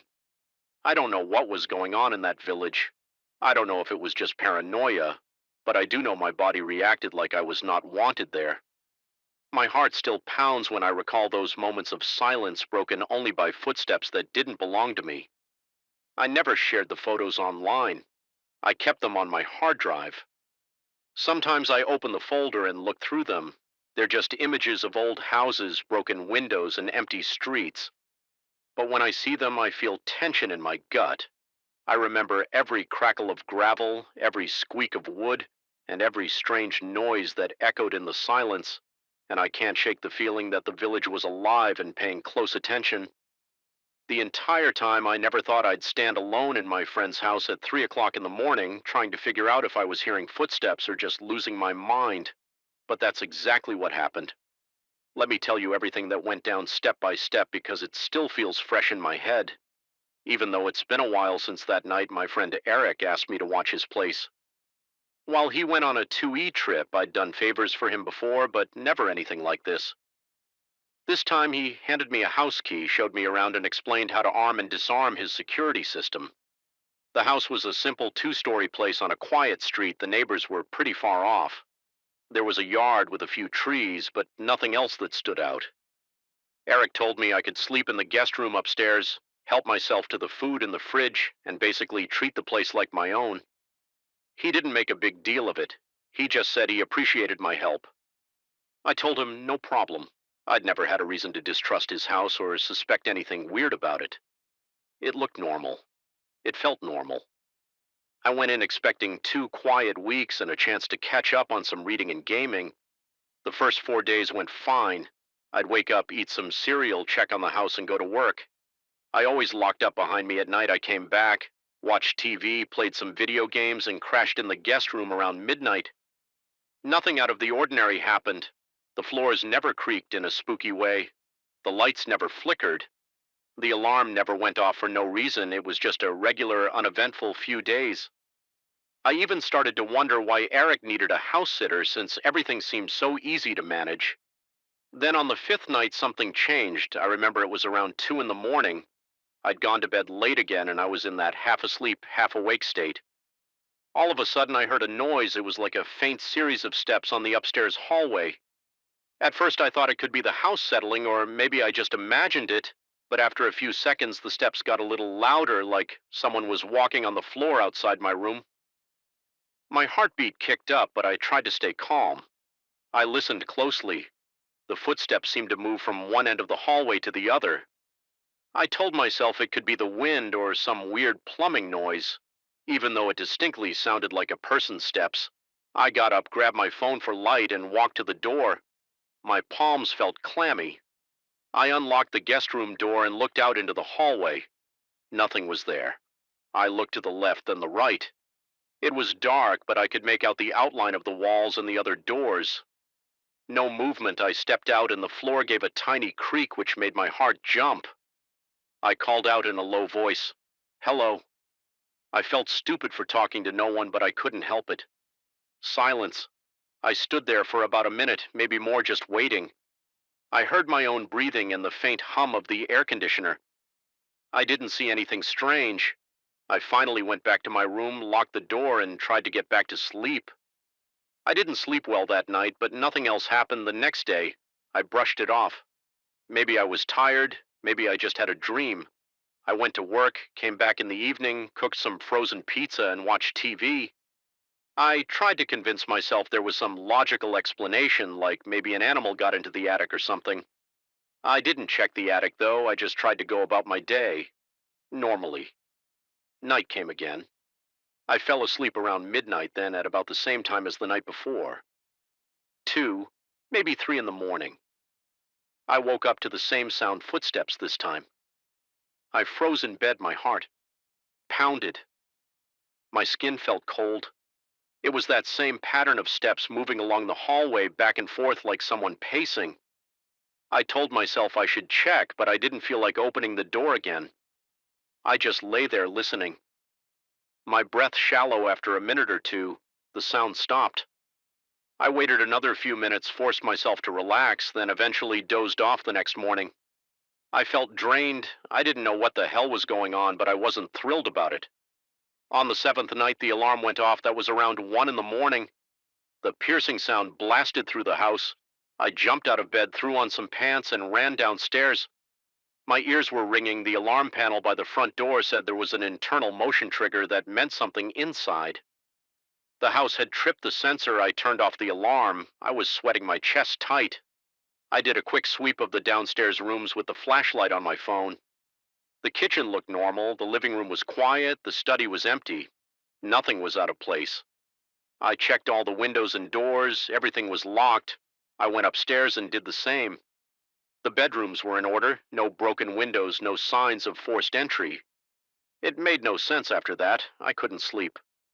I sat in the living room with the lights on, feeling anxious. My body felt tense around 3 in the morning. I decided to check the hallway upstairs again. I'd been up and down already, but I wanted to see if maybe there was a drafting problem or a vent that could cause weird noises. I walked up there, shining my phone's light along the walls. The air felt really cold in that corridor. It was weird because the rest of the house felt normal. The thermostat said it was 75 degrees, so it didn't make sense. But the moment I stepped into the hallway, my skin broke out in goosebumps, and I could actually see my breath a little. When I exhaled, I felt the hair on the back of my neck stand up. It was such an unnatural chill. I couldn't come up with a good reason for it. I went back downstairs, double-checked the thermostat settings, and found everything in order. The AC was running normally. I didn't know how to explain the cold spot. Still, there was nothing more I could do, so I stayed in the living room, nodding off now and then. Until the sun came up, I thought about calling Eric to let him know, but I didn't want to freak him out. He was probably far away on some much-needed vacation. I figured I'd handle it over the next few nights. The footstep noises continued, always around 2 or 3 in the morning, sometimes louder, sometimes barely there twice. I turned on every light upstairs to catch some explanation, but I never saw anything. The corridor would still feel ice cold, and it got to a point where I dreaded going up there. After dark, my routine became this anxious pattern of locking myself in the guest room and trying to sleep through any strange sounds, but it was hard to ignore them. My nerves were shot. I'd watch TV in bed until I passed out from exhaustion. Then I'd wake up to footsteps and feel that familiar jolt of fear in my chest. I started to wonder if I should move out and tell Eric I got sick, but I didn't want to leave him hanging. I also felt like maybe I was just overreacting. The house never showed any signs of actual break-ins. Nothing was stolen or broken. Maybe I was dealing with faulty wiring or a glitch in the security system. Maybe the weird hallway temperature was just a rare AC issue, even though it didn't feel rational. I clung to those explanations. I told myself to make it through the 2 weeks and then go back to my normal life on the last night. I woke up around 2 in the morning again. My mouth was dry. My heart was racing before I even opened my eyes. I had this sense that something was off. The air in the room felt still and heavy. I sat up in bed, wiped the sweat from my forehead, and listened. Silence, no footsteps right then, but I couldn't shake the feeling that something was in the hallway. I stayed like that for a few minutes, just sitting in the dark, gripping the sheets. Then I heard a soft click from the door to my room. It sounded like the door latch releasing, like someone was pressing down on the handle from the outside. I froze. My mind started spinning. I tried to focus on the doorknob, but it was dark, and I could only see a vague shape. Then came a slow creaking noise. It was the sound of the door moving. My stomach twisted. It wasn't a fast swing, more like a gradual push. Maybe an inch or two. I saw a sliver of the hallway through the opening. I expected someone to peek in or something to happen, but it stayed half open. Just enough to confirm it had moved. My chest was pounding so hard it hurt. I got up quietly and switched on the table lamp. The door was definitely ajar. Even though I remembered locking it earlier, my hand was shaking when I reached for the handle. I yanked the door open. I looked into the hallway, shining the lamp's light around. It was empty. No one was there, but the air felt freezing, like standing in front of an open freezer. I could feel a slight breeze against my face, and I still couldn't see where it might be coming from. I fought the urge to yell or freak out. Instead, I backed away, grabbed my duffel bag, and started stuffing my clothes in it. I decided I was done as I packed. I could swear I heard something shifting in the hallway, like a footstep or a scrape on the floor, but it was faint. I tried to ignore it. My hands moved fast, throwing my things together in no real order. My chest felt tight and my breath came in quick bursts. My mind was on one track: get out of this house. I zipped up my bag, turned off the lamp, and walked out of the room. My body was tense as I stepped into the hallway. It was dark except for the small light from downstairs. I glanced left and right, still seeing nothing, but that cold feeling was intense, like a chill seeping into my bones. My neck tingled. I hurried to the stairs and made my way down, gripping the banister so I wouldn't trip in my rush. I reached the front door, disarmed the alarm, and stepped outside. The moment I got onto the porch, I felt my whole body relax a bit. The night air was warm, a sharp contrast to that icy hallway. I locked up the house, set the alarm again from the outside keypad, and got in my car. My hands were shaking as I turned the key in the ignition.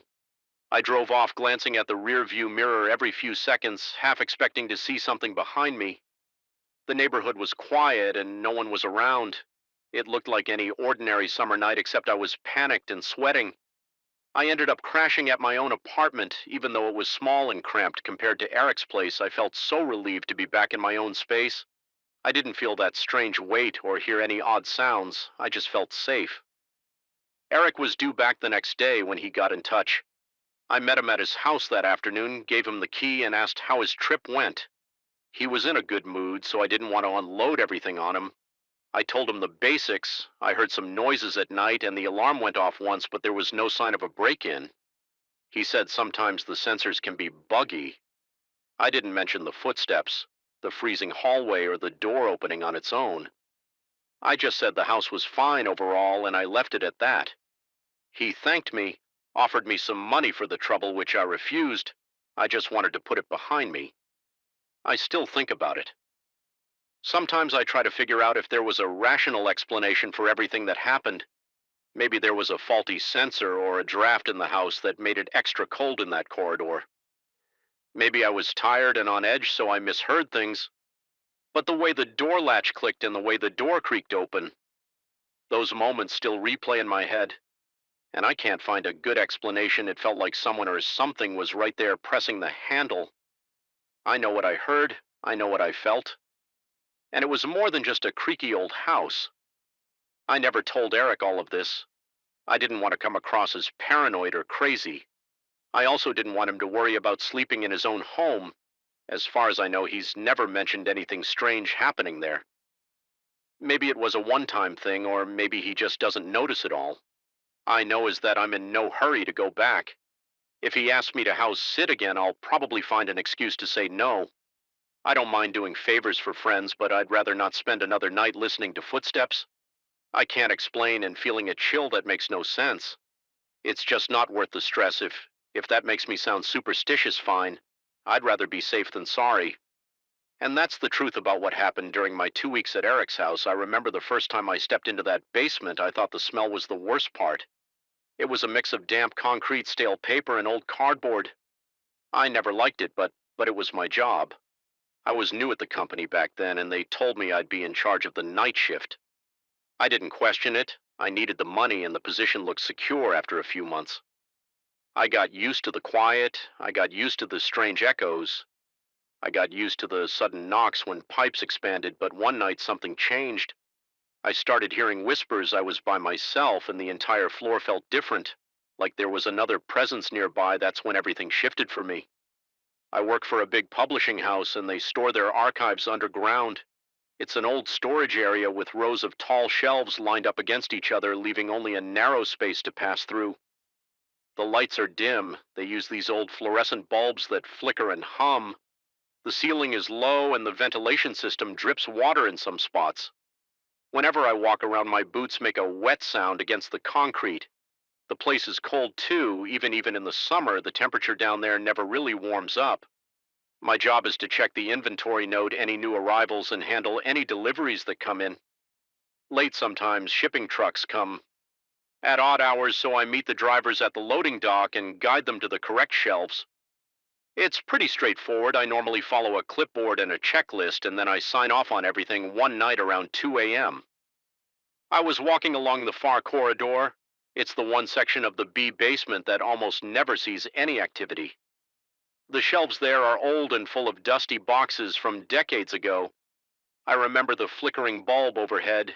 It kept buzzing louder than usual. I stopped to write down some box numbers, then I heard a whisper. At first I thought my ears were playing tricks on me. I turned around and aimed my flashlight at the shelves. There was nothing. I stood there listening. It was that kind of soft hissing sound that you can't quite make out, like a voice that's just out of range. My shoulders got tense, my stomach tightened. I wasn't sure if I should say something. I finally asked, "Hello? Anybody here?" No answer, just the constant hum from the lights. I told myself it was probably a water pipe or the wind from the ventilation, but the sound felt too clear. It sounded like a person. I felt the hairs on the back of my neck stand up. I walked a little farther, and the whisper seemed to move with me. It was like it was retreating down the corridor. Every step I took, it seemed to stay ahead of me. I was holding my breath without realizing it. When I reached the end of the corridor, it was just a plain concrete wall, no exits, no doors. I looked around, shining my flashlight on the floor, on the shelves, and up at the ceiling. There was nothing, but I still felt that tightness in my chest. I felt a rush of relief when I heard the service elevator ding. I figured maybe it was the cleaning crew or one of the security guys, so I hurried back, but I didn't see anyone. The elevator doors were open and it was empty. The control panel had that faint glow. My flashlight started to feel heavy in my hand. I don't like admitting that I was nervous, but I was in that basement by myself, and there was no reason for the elevator to have opened without someone calling it. Still, I tried to brush it off. Sometimes the elevator acts up. It's old. The buttons stick mechanical. Glitches happen. I told myself that and went back to my checklist. The rest of that night went by slowly. I stayed near my desk in the corner of the basement where there's a phone and a computer. I kept glancing around, checking the shadows between the shelves. My mind kept replaying the whisper, but I tried to stay focused on my tasks around 5 a.m. The shift ended and I went upstairs. I reported nothing unusual because I didn't want to sound crazy.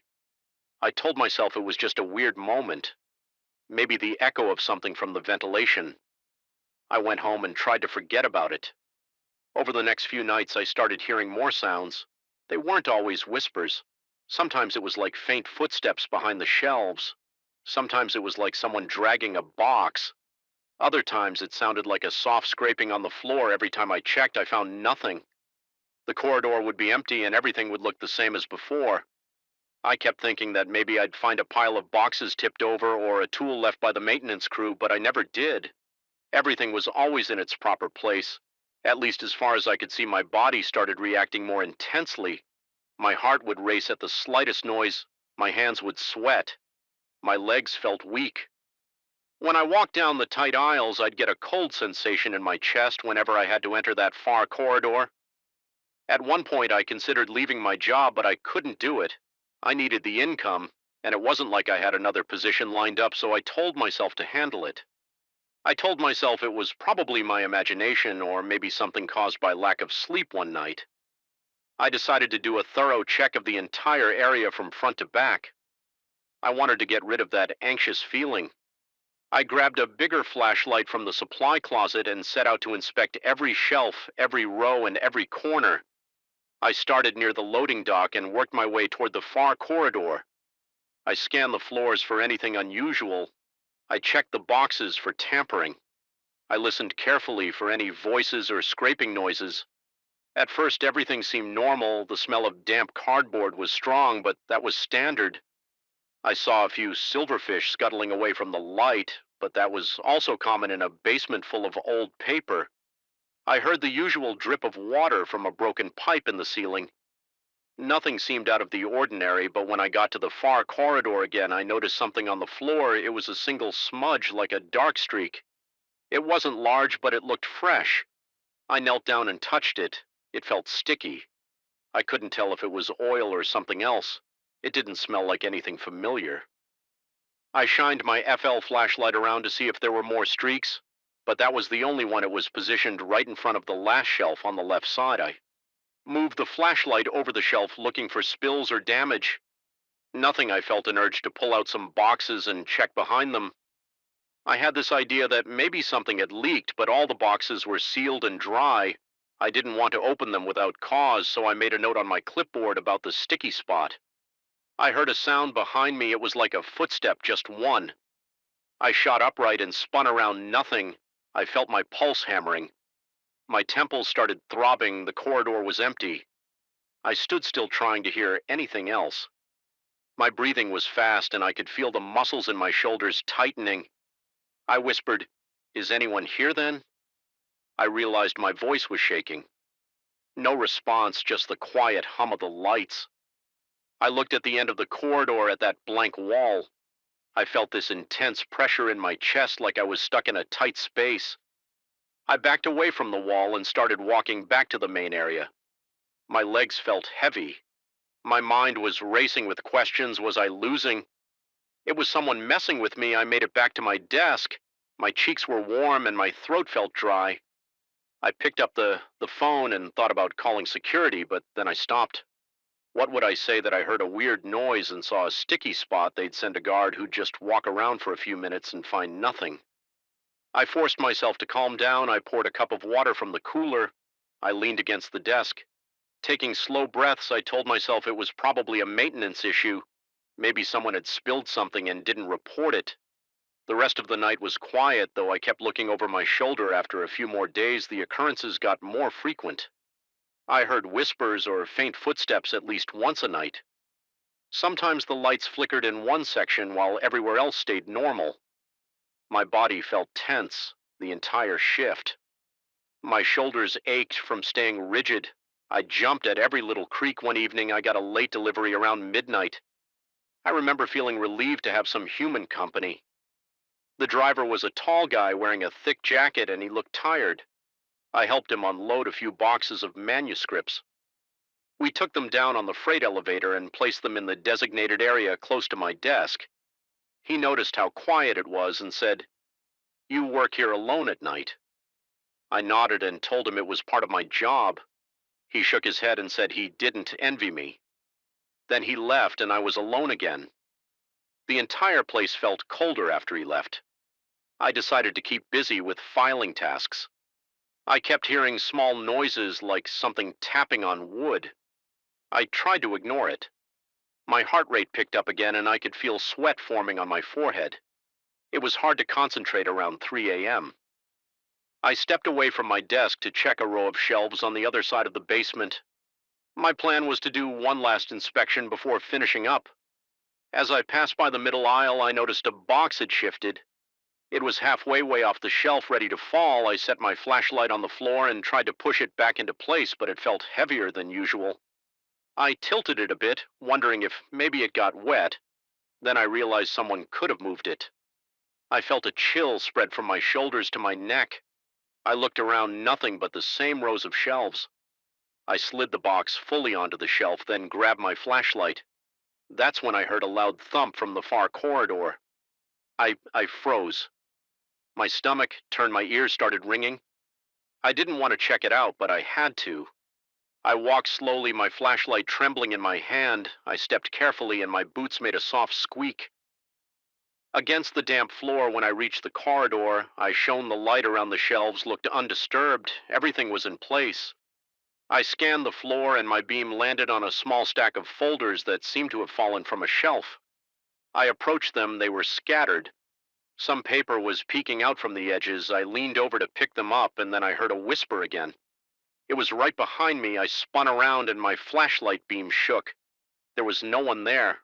My chest was tight, and my legs felt weak. I yelled, "Who's there?" My voice echoed.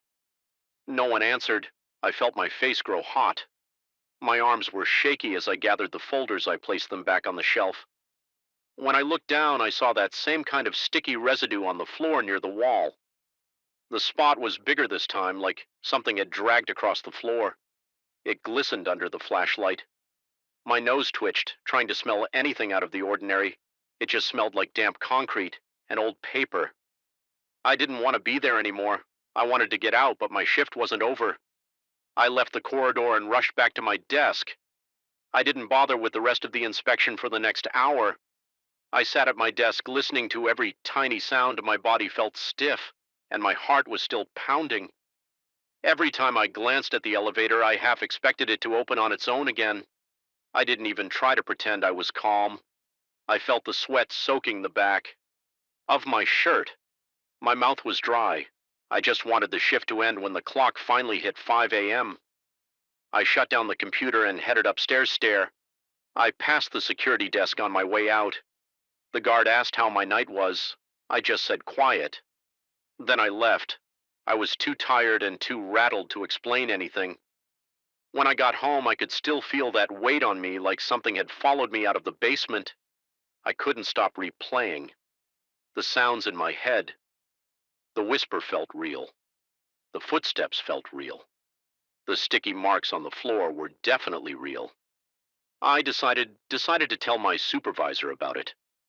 The next day, I described the noises, the strange elevator behavior, and the sticky spots on the ground. He said he'd have maintenance check the basement for any leaks or broken pipes. He promised to send someone from security to do a walker, but he didn't seem too concerned. He just said these old buildings have a lot of strange noises. Since then, the feeling of being watched never left. Every night, I sense someone behind the shelves. I sense movement where there shouldn't be any. The corridor feels suffocating, like the air is thicker in that spot.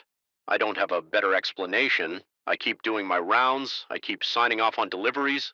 I keep checking inventory, but I also keep my ears open for that whisper, and I stay alert for any more sticky trails. So far, I haven't caught anyone in the act, and I haven't found a source for any of these strange things now. Every evening before I start my shift, I stand by the elevator on the main floor and take a deep breath. I press the button and ride down, bracing myself for whatever I might find. I walk through the rows of shelves, double-check the lights, and listen. Always listening, I can't shake the feeling that something is watching me. I can't shake the tension in my muscles.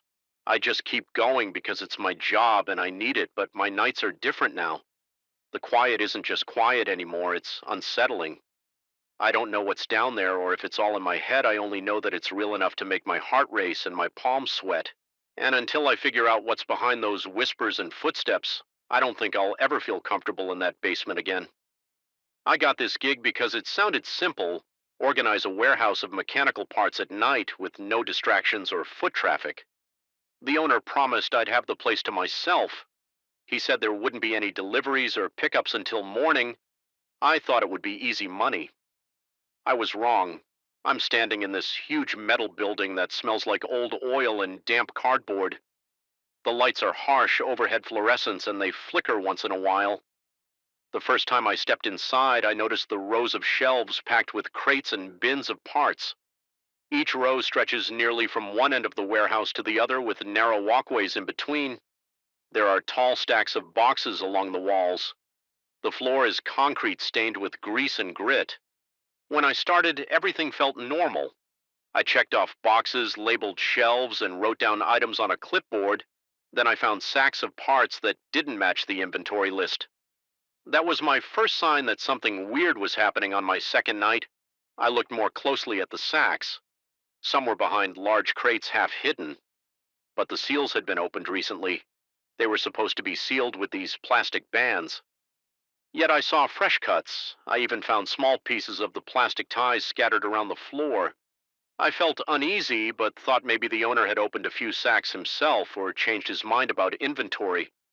I figured I'd ask him later. I kept working, going through the official list and trying to reconcile the numbers. I stacked everything in neat piles. Around midnight, I heard a small clank near the back of the warehouse.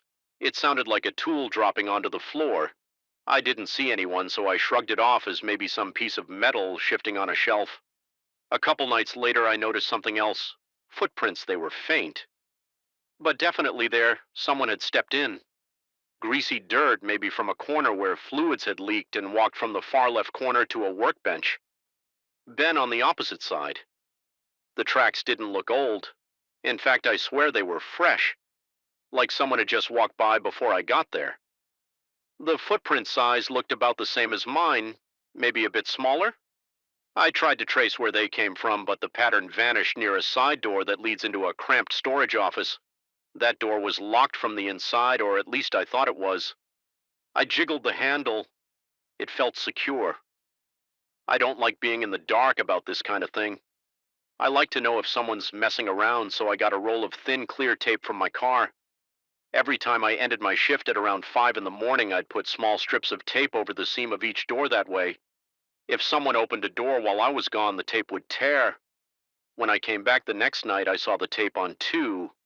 Of the doors was ripped. One was the main entrance that I used, which made sense because I had to come in, but the other was a side door I never touched.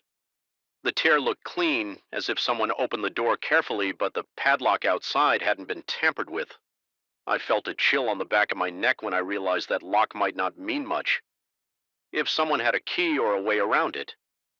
At first, I tried to brush it off. I asked the owner the next day if he'd been inside. During the off hours, he said no. He said he trusted me to handle it.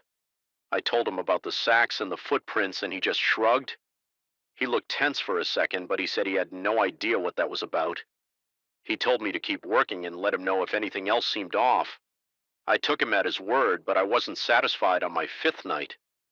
Things got more intense. I was reorganizing a bunch of small washers, bolts, and screws into labeled plastic containers. The place was quiet except for the buzz of the lights and the distant hum of traffic outside. I had a portable radio on the table next to me just to have some background noise. Suddenly I heard a loud crash from the back corner near the overhead doors used for loading trucks. It sounded like metal pipes falling onto concrete. The noise echoed through the whole building.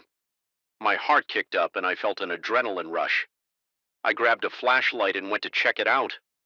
I walked between rows of shelves scanning my light. Left and right, I saw shadows flickering on the boxes. My breathing got shallow. The air felt colder in that part of the warehouse, like a draft was coming in through the loading dock. I reached the back corner and found a stack of pipes on the floor. They'd been leaning against the wall, but now they were scattered. I looked around for any sign of movement. Nothing. I shined my flashlight at the overhead door, checking the edges for signs that someone forced it open. It was locked. The chain and padlock were still in place. I tried to stay calm, but my stomach felt twisted. I called out, "Anybody here?" My voice echoed. I waited, but no answer. I picked up the pipes, stacked them back against the wall, and kept an eye on the door.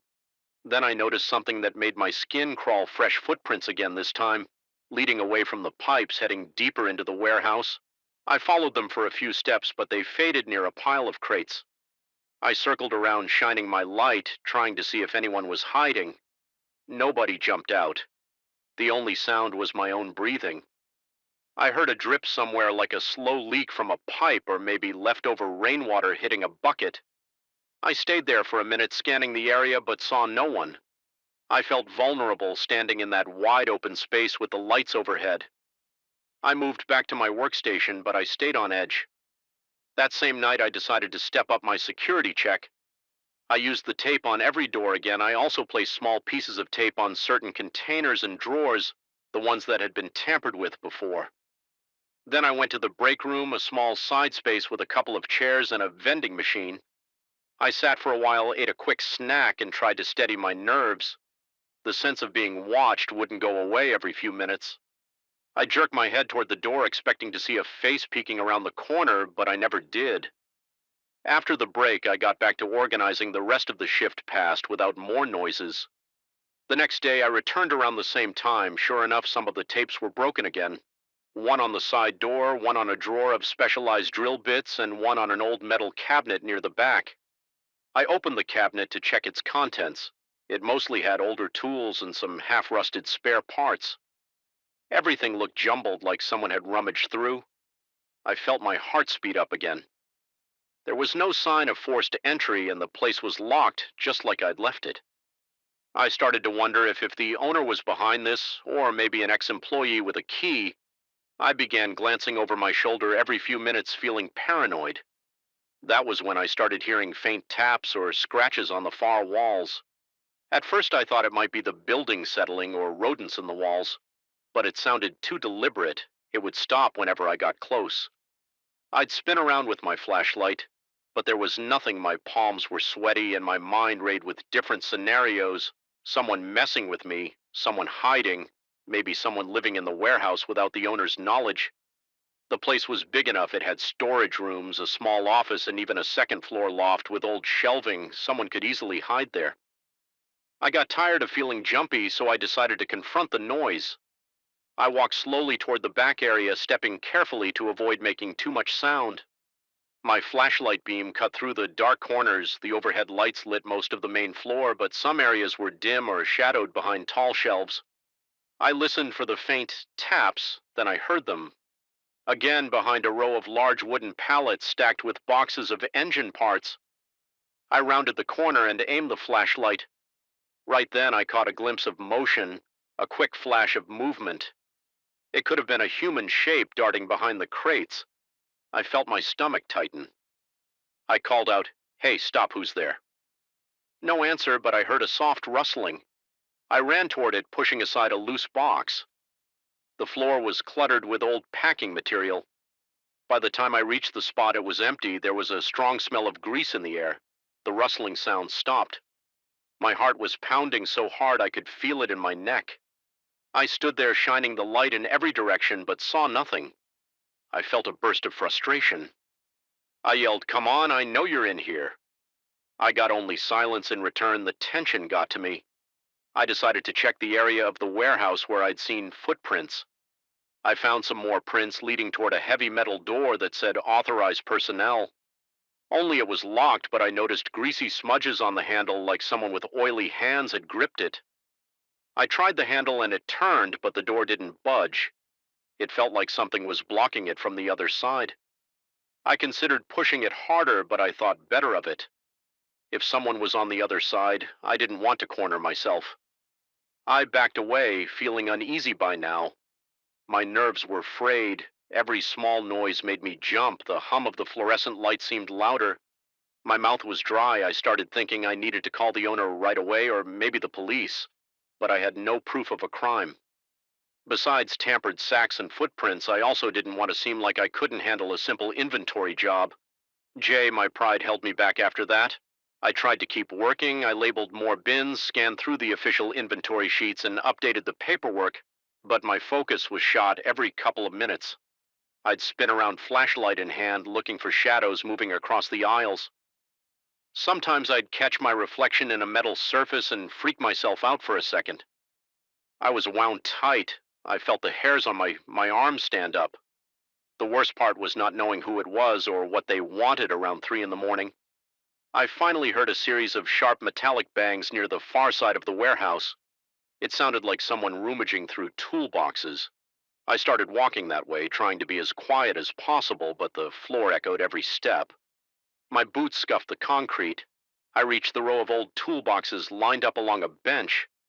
The bench was littered with wrenches, pliers, and half-disc disassembled parts. Some tools lay on the floor like they'd been knocked off in a hurry. My chest tightened when I realized that whoever was here had been trying to grab something and then ran off as soon as they heard me coming. I scanned the area with my flashlight. I spotted fresh grease smears on the edge of the bench. One of the wrenches was still rocking slightly as if it had just been dropped. The air felt thick and stale. My heart drummed in my ears. I crouched down to look under the bench. Nothing. Nothing. Then I heard movement overhead, a soft thump on the catwalk or the upper loft. I stood and aimed my flashlight up the overhead lights. Didn't reach well up there. I could see old boxes in the outline of a railing, but no one in view. I took a step onto the metal stairs that led to the loft. Each step squeaked under my weight at the top of the stairs. I paused. My flashlight lit a narrow walkway with more shelving units. The air felt even colder. I could see dust floating in the beam of light. My pulse hammered in my head. I heard a soft scrape behind a stack of boxes. I moved closer, feeling tension in my shoulders. "Show yourself," I said, trying to sound confident. Nothing. Then the lights flickered below, and for a split second the loft went dark. Except for my flashlight beam, the lights came back and the scrape sound stopped. I froze waiting. After a moment, I heard a door slam on the far side of the W house. I went down the stairs, ran over to that side, but the place was empty again. My mind spun with questions. How did they vanish so fast? Did they slip out of back exit? By the time my shift ended, I felt exhausted. My nerves were shot and my legs were weak. I checked the tapes on the doors. Several were torn. I replaced them with fresh pieces locked up and headed home. My head pounded with confusion and paranoia. I couldn't shake the feeling that someone was watching every move I made. The warehouse felt claustrophobic, even though it was huge. I had to keep working there. It was my job and I needed the money every night since I felt on edge. The tension hasn't gone away sometimes. I think I see shapes moving in the corners of my vision. I'll turn fast, but there's nothing there. Other times I'll hear the faint crash of metal on concrete and find tools scattered that were neatly placed before I keep telling the owner about it, and he just tells me to be careful. He claims no one else has a key. I don't believe him, but I don't have proof he's lying. I'm still there now. I'm sorting out a batch of nuts and bolts trying to finish my shift. But every time I pause, I feel the weight of the silence around me, like the building itself is watching. I can't see anyone else, but I know I'm not alone.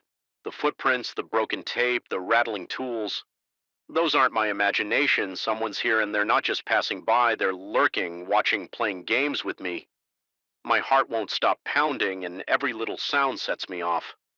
I'm tired of feeling hunted, yet I keep coming back because I need the paycheck and I can't prove anything yet. That's the situation. I don't know who's behind it or what they want. But each night it gets harder to stay calm. I catch myself looking over my shoulder constantly. The warehouse stays locked from the outside, but that doesn't matter if someone has their own way in. I've taped every door, window, and hatch I can think of, but I still find them broken or loosened when I return. Now I'm just waiting for the next noise, the next flicker of movement in the corner of my eye. The next time I find footprints leading to places I haven't checked yet. And I know that sooner or later I'll come face to face with whoever's in there with me. I just hope I'm ready when it happens. I never expected a house to make me feel so uneasy the day I signed the paperwork. I felt a tightness in my chest. I couldn't explain. The house looked solid from the outside. The price was fair. The location suited me, but there was something about that basement. I remember walking down there during my first viewing. The agent flipped the light switch and I saw a row of old shelves stacked with dusty jars and rusted tools. The air felt thick, like stepping into a room where someone had just stopped talking. I pushed aside my nerves. I convinced myself it was just the musty smell of old concrete.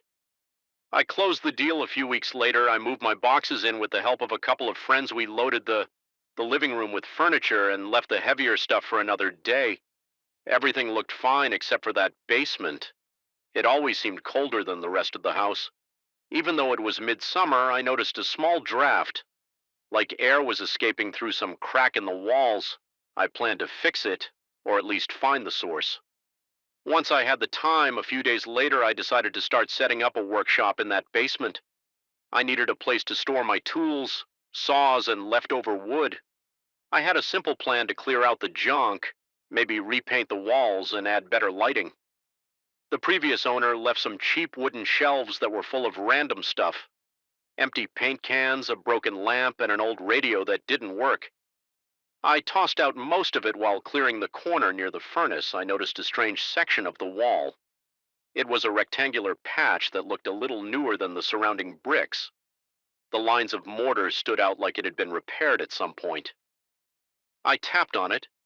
The sound was hollow. I knocked on another part of the wall for comparison, and that had a dull, solid sound. The difference was obvious. I crouched down and ran my hand across the surface. There was a thin crack around the edges, almost invisible. Unless you looked closely, I felt a faint flow of air. It wasn't much, but enough to catch my attention. I spent the rest of that day trying to figure out what might be behind it. A hidden storage space, maybe an old coal chute that got bricked over my mind wandered. I decided I'd finish cleaning up first, then investigate. That night I sat in the living room and kept thinking about it. The possibility of a sealed compartment was too intriguing. I pictured hidden valuables or old letters left behind by a previous owner. The next morning I went down to take some measurements. I wanted to see if I could find any records of home improvements or renovations. I set my tape measure against the floor near that patched wall. As soon as I crouched down, I heard a scraping sound. It was faint, like metal against concrete. I froze, holding my breath. The basement was silent. Otherwise, I looked around. The furnace was off the water. Heater wasn't making noise. I tapped the patched wall again. Curious, but I heard nothing else. I stayed there for a few more minutes, waiting. No more sounds. I shrugged it off and continued my work. I ended up returning upstairs a short while later because something felt off. I couldn't put my finger on it. I remember my arms were goosebumped. Even though it wasn't cold, I told myself it was just nerves or the excitement of finding some hidden space. I tried to distract myself by unpacking other boxes. That afternoon, I decided to buy some tools to break through that patch. I drove to the hardware store, got a new chisel, a heavier hammer, and some safety gear on my way home. I felt this strange heaviness in my stomach, like I was dreading something. I parked my truck, sat there for a moment, and tried to shake it off. I reminded myself it was just an old wall. There was nothing supernatural about it. It was just bricks, mortar, and possibly a gap. I went back to the basement, but the sound of that scraping metal came back. It started the moment I flipped on the light. It wasn't loud, but it was persistent. It seemed to come from the other side of that patch. I took a step closer. The noise stopped. I felt a rush of adrenaline. My heart started pounding. I was sweating a bit. I didn't want to admit I was scared, but I was definitely uneasy. Every cell in my body told me to leave it alone for now, so I placed the chisel and hammer on my workbench and walked upstairs. I watched TV for a while, trying to distract myself. I told myself I'd wait for a better time. Over the next couple of days, I focused on other parts of the house. I painted the living room and replaced a leaky faucet in the kitchen. I did my best not to think about that basement, but every time I needed a tool or wanted to check the breaker box, I had to go down there. Each time I stepped on the last stair, I felt that same heaviness. I heard those dragging sounds. It was like metal scraping on concrete, always in the same spot. Always soft, but clear enough to raise the hair on my arms. One day I even thought I heard a faint rattle of chains. I stood still. My eyes locked on that patch. I couldn't see movement, but I sensed it. At one point, I noticed my reflection in an old mirror the previous owner had left near the laundry area. My face was pale and my eyes looked tired. My shoulders felt tense. I realized I was letting some unexplained noise get under my skin. I shook my head and told myself enough. It's just a house. I decided to open it up, no more hesitation, so one afternoon I went down with a dust mask, my chisel, my hammer, and a flashlight. I dragged a portable work light over to the area. I moved some of the shelves out of the way to give myself more room. As soon as I touched the chisel to the wall, I felt this wave of dizziness. It was strong enough that I had to lean against the wall to keep from falling. My vision blurred for a second and my stomach clenched. I dropped the chisel and backed away. I sat on the basement steps for a moment, trying to steady my breathing. The air felt thick and heavy, like there was less oxygen. My heart was racing. I wiped sweat off my forehead and tried to catch my breath after a minute or two. I felt my head clear. The dizziness subsided, and I told myself it must have been from not eating enough or from standing too quickly. But there was no mistaking the pressure in that room. It felt like the atmosphere in the basement had changed, like something was pressing on my ears. I picked up my chisel again, took a few shallow breaths, and set it against the wall. I tapped it lightly with the hammer. Some of the plaster chipped away. I watched flakes of paint and bits of mortar crumble to the floor. I tapped again, and the scraping noise returned. It was louder this time, like it was responding to me. My chest tightened. My instincts screamed at me to stop. I let the chisel drop. The sound of metal on concrete echoed, and I felt my stomach tense. I couldn't bring myself to continue. I've never been prone to panic attacks, but that moment came close. I grabbed my tools and rushed upstairs. My heart was pounding so hard I could feel it in my neck. I locked the basement door behind me and took a seat at the kitchen table. I sat there for a long time staring at nothing. I was sweating. I kept telling myself there must be a logical explanation. Maybe there was a loose piece of ductwork rattling around, or maybe the neighbor's plumbing somehow resonated through that wall. But in the moment, none of those explanations mattered. I just knew I felt shaken. Like my body was warning me not to go any further, I decided to leave the basement alone for a while. I tried to ignore that patch. I convinced myself it wasn't urgent. I wanted to get my workshop set up, but I couldn't relax down there. I rearranged some things, stored my tools in boxes, and kept them near the stairs. I left the corner alone. The next time I went down, I only stayed long enough to flip a breaker. I avoided looking at that wall even with everything else going on. That sealed space stayed on my mind. Some nights I would lie awake picturing the chap of the bricks. I'd remember how hollow it sounded. I'd think about how the scraping noise happened at the exact moment I tried to break through. The memory of that sudden dizziness made my pulse quicken. My breathing would get shallow just from recalling it. I'd open my eyes and stare at the ceiling, telling myself it was just fear of the unknown. Last weekend I tried one more time. I thought maybe if I opened just a small hole I could shine a flashlight in and see what was behind there. I went downstairs around midday. I took a deep breath, set up my work light, and started to scrape away the plaster around the edges of the patch. Within seconds, I felt my ears pop like the air pressure had dropped again. The basement felt colder. My hands started to tremble. My breathing got faster, almost like I was hyperventilating. I told myself to calm down. I forced myself to slow my breathing. My palms were sweaty. My legs felt tense. Ready to bolt at any second, the scraping started again, a slow, steady drag of metal on stone. It was so close that it might as well have been inches away. My heart thumped in my chest. I felt warmth spreading across my forehead, and I realized I was breaking into a heavy sweat. My vision blurred a little. I couldn't stay focused. I dropped the putty knife I was using and braced myself against the wall. I felt a chill on my arm. I couldn't ignore it anymore.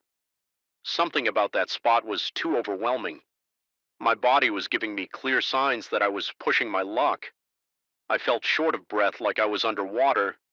My ears still felt blocked, and the scraping sound continued until I stepped away from the wall. Then it stopped all at once. It was dead silent except for my own breathing. I gathered my tools as quickly as I could. I turned off the lights, slammed the basement door, and locked it again. I stood in my kitchen for several minutes, shaking, trying to get my pulse back under control. My clothes were damp with sweat. I felt drained, like I had run a marathon. Now I avoid that basement unless it's absolutely necessary. I still store some things down there, but I only go in and out flipping the light switch off before I let my eyes wander to that corner. I haven't tried to chip away at that patch again. Sometimes I think I should just hire someone to break it open and deal with whatever's inside. Then I remember how that scraping noise feels in my gut. It's like a knife twisting in my stomach. It isn't natural, it doesn't feel right, and I'm not a believer in anything beyond the ordinary. But I know what I felt. The rest of the house is fine, the plumbing works, the wiring needs a little updating, but that's normal in older properties. The floors creak a bit, but I can deal with that.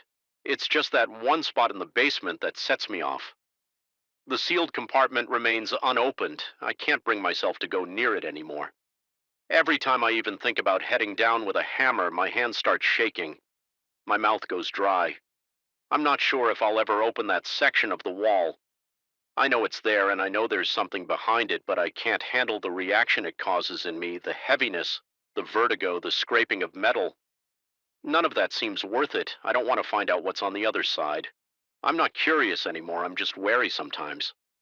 If I'm in the living room with the TV off, I swear I hear a faint dragging sound coming through the vent that leads to the basement. It makes me tense up. I'll wait, holding my breath, and after a moment it goes quiet. I've started to think I should sell the place. I haven't listed it, but the thought is they're creeping into my mind. The house is nice, but that basement is a problem every day. I stay here, I'm aware of that sealed patch. I pass the basement door on my way to the kitchen, and my stomach does a little flip. It's like I'm waiting for something bad to happen. I hate feeling this on edge in my own home, but for now I'm just living with it. I've got a padlock on the basement door, even though I know that's pointless. It's more symbolic, I guess. At least it keeps me from going down there impulsively. Maybe one day I'll build up the nerve again. Maybe I'll forget this fear, but I doubt it every time I think about that patch. I remember the scraping. I remember the heavy feeling, the dizziness, the sweat beating on my forehead. I feel the tension in my shoulders and the pounding of my heart, and I decide it's better to leave it sealed, so that's where things stand. I'm living in a house with a basement that unnerves me. I've tried to open up that hidden space, but I couldn't push through the feeling now. I just leave it. I can't tell anyone the full story without sounding unhinged, so I keep it to myself and pretend everything's normal, but it's not normal. There's something about that patch in the wall, something that makes me feel uneasy just thinking about it. I don't think I'll ever find out what was left behind, and part of me is relieved. I moved to this place a few weeks ago, and I thought I knew what I was signing up for. I was wrong every night after midnight. Something out there moves through the orchard. It never shows itself. It never leaves any footprints. But I hear it. I feel it. And the worst part is, I can't prove it to anyone else. During the day, I check on the trees. They're old, but they still have strong trunks and decent branches. The orchard used to belong to the previous owner's family, but they let it go to waste. The ground is dry in some spots, and in other spots, it's soft enough to sink into when it rains. I spend most of the morning and afternoon clearing weeds, pruning dead branches, and watering the areas that need it. I drive my small truck around with a water tank and a hose which I connect to a pump near the well. The sunlight is fierce and I sweat a lot, but it feels good to work with my hands by late afternoon. I usually finish. I clean my tools, store everything in the shed, and head to the small house on the far end of the property. It's a plain one-story structure with 2 rooms. The kitchen and living area are combined, and there's a cramped bedroom in the back. The windows are barred, not in a decorative way, but in a practical way. There used to be stories about thieves sneaking in and taking whatever they could carry. I didn't think much of it when I first got here, but now I'm glad those bars are there when the sun goes down. I lock the doors, I make some dinner, usually something simple like beans, rice, and a piece of meat. If I'm lucky enough to find something fresh in town, there's no one else around. The closest neighbor is about 3 miles away. At first the solitude was relaxing, now it bothers me a bit. I have to be on guard because there's no one to call for help in a hurry after dinner. I sometimes sit outside on the small porch. There's a thin wooden bench there. The orchard spreads out in front of the house, and I can barely see the fence on the other side because it's so wide the trees stand in neat rows, but at night they all blend into a mass of dark shapes. The moonlight helps a little. Sometimes I see the silvery outlines of the leaves, but it's still hard to make anything out. That's when I start hearing the first signs of movement, a crack of a twig or the rustling of branches. At first I assumed it was a stray dog or maybe a raccoon, but it never feels that simple. One night I decided to do something about it. I grabbed my flashlight and my old hunting knife, which I keep on me. Just in case, I stepped off the porch, walked between the rows of trees, and looked around for any sign of a person or an animal. I heard dry leaves getting crushed underfoot, but I couldn't see anything. I pointed my flashlight in all directions. Nothing. I tried calling out, no answer. Then I heard the sound again, closer this time, like someone stepping carefully to avoid being noticed. My chest felt tight. I called out again, louder still. Nothing. I swung my flashlight in a wide arc. The beam landed on some branches, the ground, the fence line, and back to the rows of trees. There was no shape, no figure. It was just empty space in the orchard floor. I could hear my own breathing. I could hear my heartbeat drumming in my ears. Then I heard the sound of footsteps again, only a few yards behind me. I spun around. Nothing. I went back inside. My hands were trembling. My flashlight beam was shaking when I sat down on the couch. I realized my shirt was soaked with sweat. I stayed up until dawn that night, jumping at every little noise. I told myself I'd install some motion sensor lights or even a camera system around the orchard. The next day, I drove into town and checked prices, but they were too high. I decided to do things the old-fashioned way. Scout the area, keep my flashlight ready, and try to catch whoever or whatever was out there. I tried a different tactic the following night. Instead of walking around, I stayed hidden behind a group of trees near the middle of the orchard. I kept the flashlight off and just waited, crouched behind one of the thicker trunks.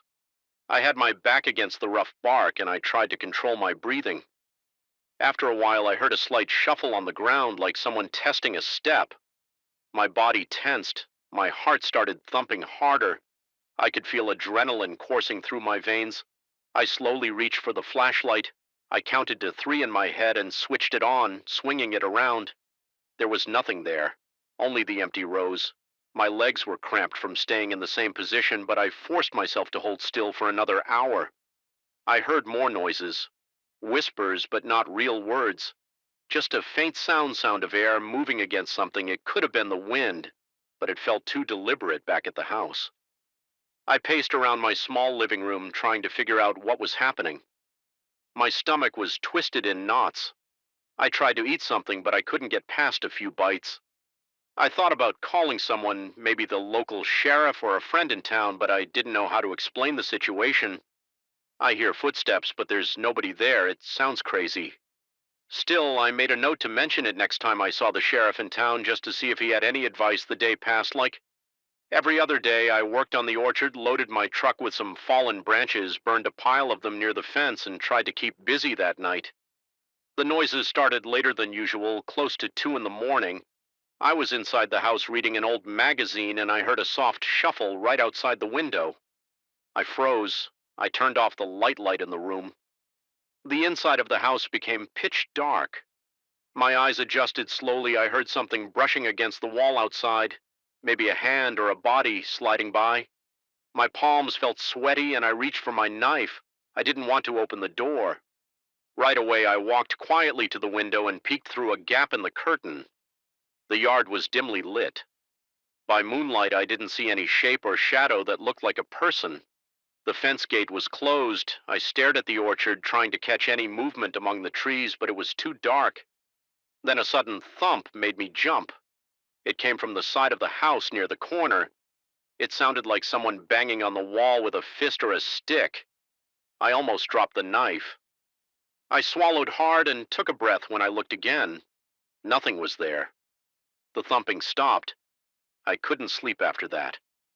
I stayed up until sunrise, just sitting on the couch with the knife in my hand. My back hurt from being so tense.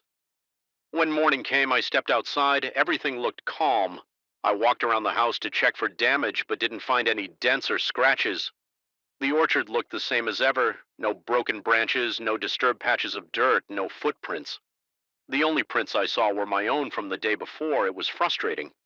I felt like I was losing my grip on what was real. Over the next few days, I set up some makeshift traps around the orchard. I used pieces of rope tied to empty cans if someone tripped over the rope. The cans would clatter and alert me. I placed them near the fence and along a few rows where I'd heard the footsteps. I also put some flour on the ground in small circles, hoping to catch any footprints. After sundown, I watched from my bedroom window. The wind rustled the leaves and I heard a few normal night sounds. Crickets, maybe a distant coyote, but nothing unusual. Around midnight, I heard the faint clinking of one of the cans. My chest seized up and I rushed outside with the flashlight. I scanned the area. The rope was still there. The cans were still there, but they'd moved a bit like someone had nudged them. I spotted a trail of flour a few feet away, but it didn't look disturbed. I crouched down to inspect the ground. No footprints, no scuff marks. I stood up and felt a chill on my arms. I whispered, "Where the hell are you?" I spent the rest of the night awake, patrolling the orchard. Every half hour I walked in circles with the flashlight, shining it into every corner behind every tree. Occasionally I heard a rustling or something that sounded like breathing, but I never caught sight of anyone. My legs grew tired, my head ached. My heart pounded so much that it felt like I was sprinting. Even though I was just creeping around the next morning, I was exhausted. I dragged myself through my chores half asleep on my feet. At one point, I thought about quitting and leaving the property. I didn't sign up for this. I came to take care of trees, pick fruit, maybe sell some of it. I wanted a peaceful place away from city noise, but each night was turning into a standoff against something I couldn't identify. The orchard itself looked perfectly normal in daylight. The trees were quiet, the air smelled of leaves and dirt, the fence was intact. I kept telling myself maybe it was just animals, but animals usually leave tracks and they don't thump on walls like that. I started staying inside the house after dark, locking every window. I kept all the lights on. At first it made me feel safer, but it also made it easier for whatever was out there to see me. I turned off the lights one by one and stared outside. My phone had no signal out here, so I couldn't call anyone in the middle of the night if I needed to. I just sat listening each time I heard a crack or a shuffle. My stomach tightened, my hands became sweaty, my muscles tensed, ready to jump. Sometimes I'd grab the flashlight, open the door, and shine it around. Nothing other times I'd try to ignore the noises.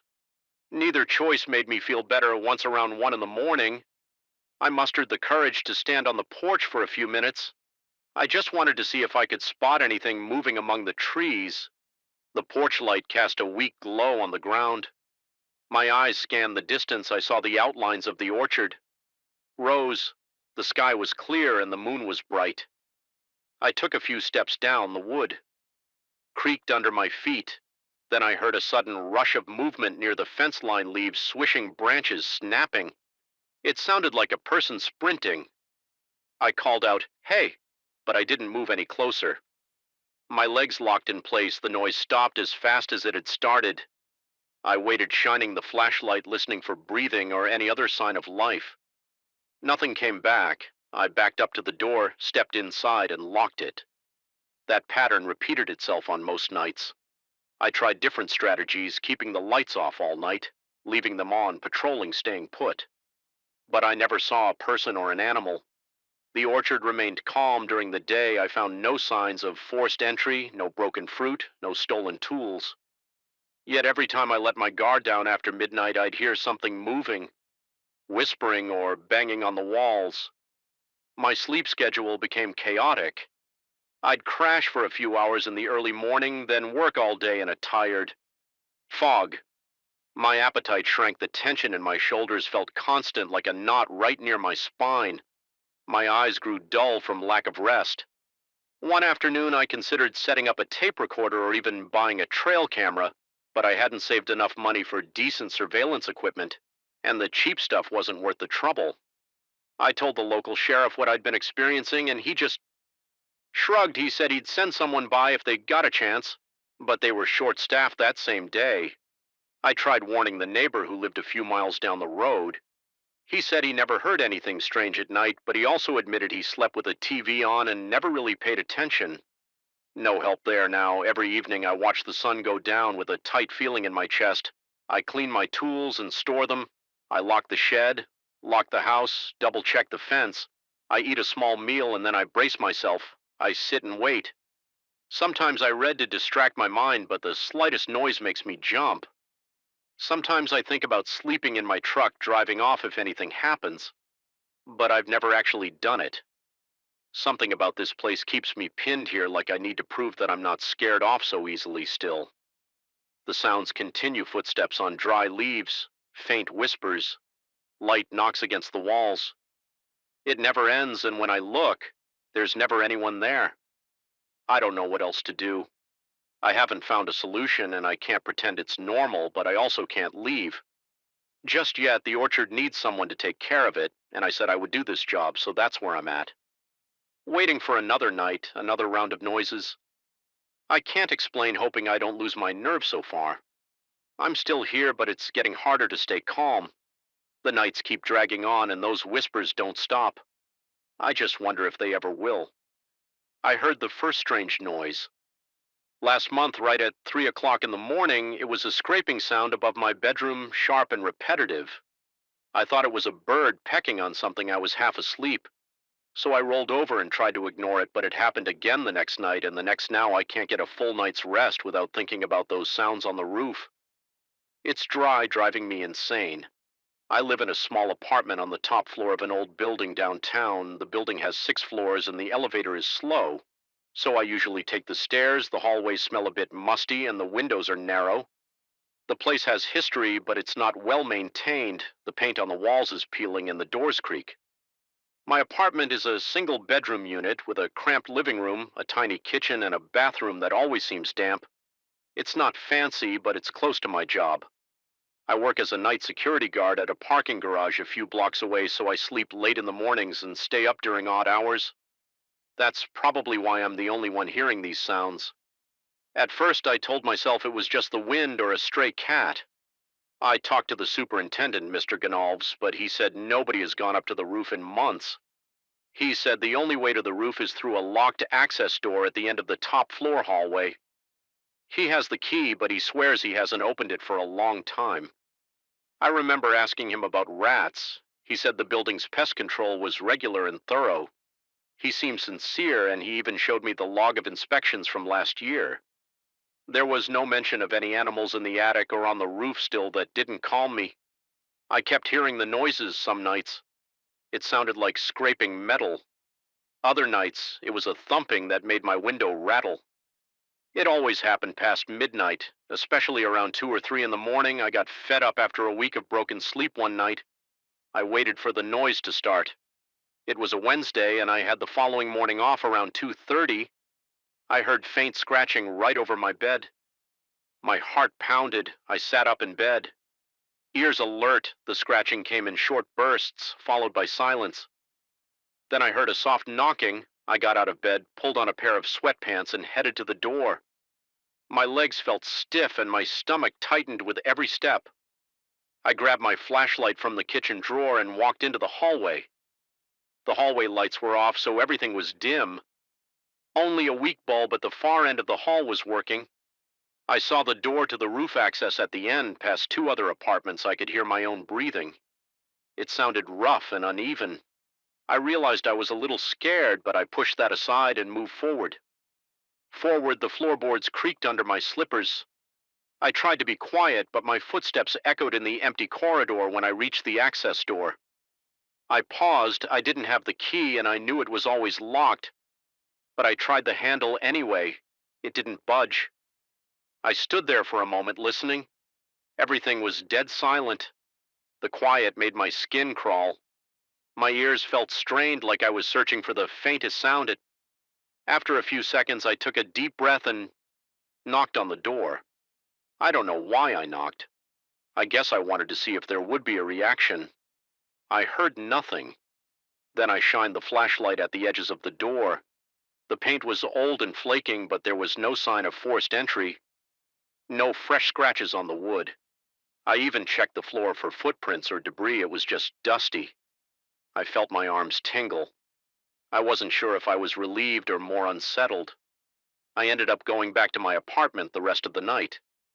I stayed awake in bed waiting. The sounds didn't return that night, but they came back the next night over the following week. My routine became a cycle of anxiety. I tried earplugs. I tried sleeping with the TV on. Nothing helped. I usually heard the noises around 3 or 4 times a week, always at random intervals. Sometimes it was a dragging noise, like something heavy being pulled across the roof. Other times it was more like tapping on the ceiling. It always stopped the moment I got out of bed to investigate. I told some neighbors about it, but they hadn't noticed anything. Most of them are older folks who sleep early 1 or 2. Shrugged it off and said the building was old and had its creaks, but the noise I heard was distinct. It wasn't a pipe rattling or the wind. It sounded intentional, like someone or something actively moving around. I kept going back to the idea of an animal, but I hadn't seen droppings or fur, and the noise sometimes felt too strong for a small creature. One night it sounded like pounding, which made me jump out of bed and nearly drop my phone. I tried recording the noise on my phone a couple of times, but each time the sound stopped before I could hit record. Eventually, I decided I had to see the roof for myself. I caught the superintendent one morning and asked to borrow the key. He looked surprised, but didn't argue. He handed over a long, rusty key with a tag that said roof access in faded letters. He told me to be careful. I said I just wanted to check for loose shingles or something that might be making noise. He shrugged and walked away. That same afternoon, I went up to the top floor. It was daylight, and everything seemed normal. I unlocked the roof access door, stepped outside, and squinted in the sun. The roof was flat with a few vents and some old air conditioning units. There was a low ledge around the perimeter about waist high. I walked the entire length of the roof looking for damage or signs of animals. The surface was a bit grimy with some small puddles. From recent rain, I didn't see any footprints or trash that might suggest someone was squatting up there. I checked the corners, examined the vents, and even climbed on a short ladder to peek into a ventilation shaft. It was empty. Everything seemed normal. The only odd thing I noticed was a small rusted hatch near one of the vents, but it was sealed with a padlock that looked decades old. I tugged on it, but it didn't move. I stayed on the roof for a good hour, waiting to see if I heard anything. Nothing happened. No strange noises, just the hum of city traffic below and the occasional breeze. I went back downstairs, locked up, and returned the key to the superintendent. He asked me if I found anything, and I said, "No." He nodded without much interest that night. I felt a little more relaxed, reeled. I thought maybe the noises had stopped, but around 3 in the morning I heard it again. A solid scraping sound like metal against concrete. I jolted upright. My heart thumped and my chest felt tight. I got out of bed and stood in my living room listening. The noise repeated 3 times, then stopped. My palms were sweaty. I looked at my front door, debating if I should run up the hallway stairs again. I decided to do it. I wanted to catch whoever was making that sound. I left my apartment in a hurry. I didn't even grab my slippers or my flashlight this time. I just went out in my socks. The hallway was dark as usual. My hands were shaking. I felt a light tremor in my legs, but I pushed forward. I rushed toward the access door and tried the knob locked. I pressed my ear to the door. I heard a faint clicking noise like nails against something hard. My scalp tingled and I felt goosebumps on my arms. The sound was very close. "Maybe on the other side of the door," I whispered. "Hello?" No reply. I braced myself and banged on the door. "Who's there?" Silence. I pressed my ear again. Nothing. I hurried back to my apartment to grab my phone. I dialed the superintendent's number, but he didn't pick up. It was too late at night. I thought about calling the police, but I hesitated. I wasn't sure if that was an emergency worth reporting, and I didn't want to look like an idiot. I ended up pacing around my apartment until dawn, checking the ceiling every few minutes. I never heard another sound that night. In the morning, I felt exhausted, like I hadn't slept in days. My back was sore and my eyelids felt heavy. I went downstairs and waited by the superintendent's office until he showed up. I told him what happened. He gave me a worried look, but said he hadn't heard anything. I asked if someone else might have a spare key. He said only he and the building manager had access. The building manager was out of town for a week. I asked if he would come up with me that night. If we heard the sounds again, he agreed. That night I tried to rest. I fell asleep around midnight, sure enough. Around 3:30, I woke up with a jolt. A loud thud echoed from above. My pulse raced. I grabbed my phone and called the superintendent. He answered on the second ring, sounding groggy. I told him it's happening again. Meet me on the top floor. He said okay. I grabbed my flashlight and hurried out. He arrived a minute later, hair disheveled. Wearing sweatpants and a t-shirt, he was carrying a heavy flashlight and had the key in his other hand. We both stood at the door listening. I pointed at the ceiling, trying to show him the direction of the sounds. It was quieter now, but there was a faint rustling or scraping. He gave me a nod, then unlocked the door. We stepped into the staircase that led up one more flight to the roof.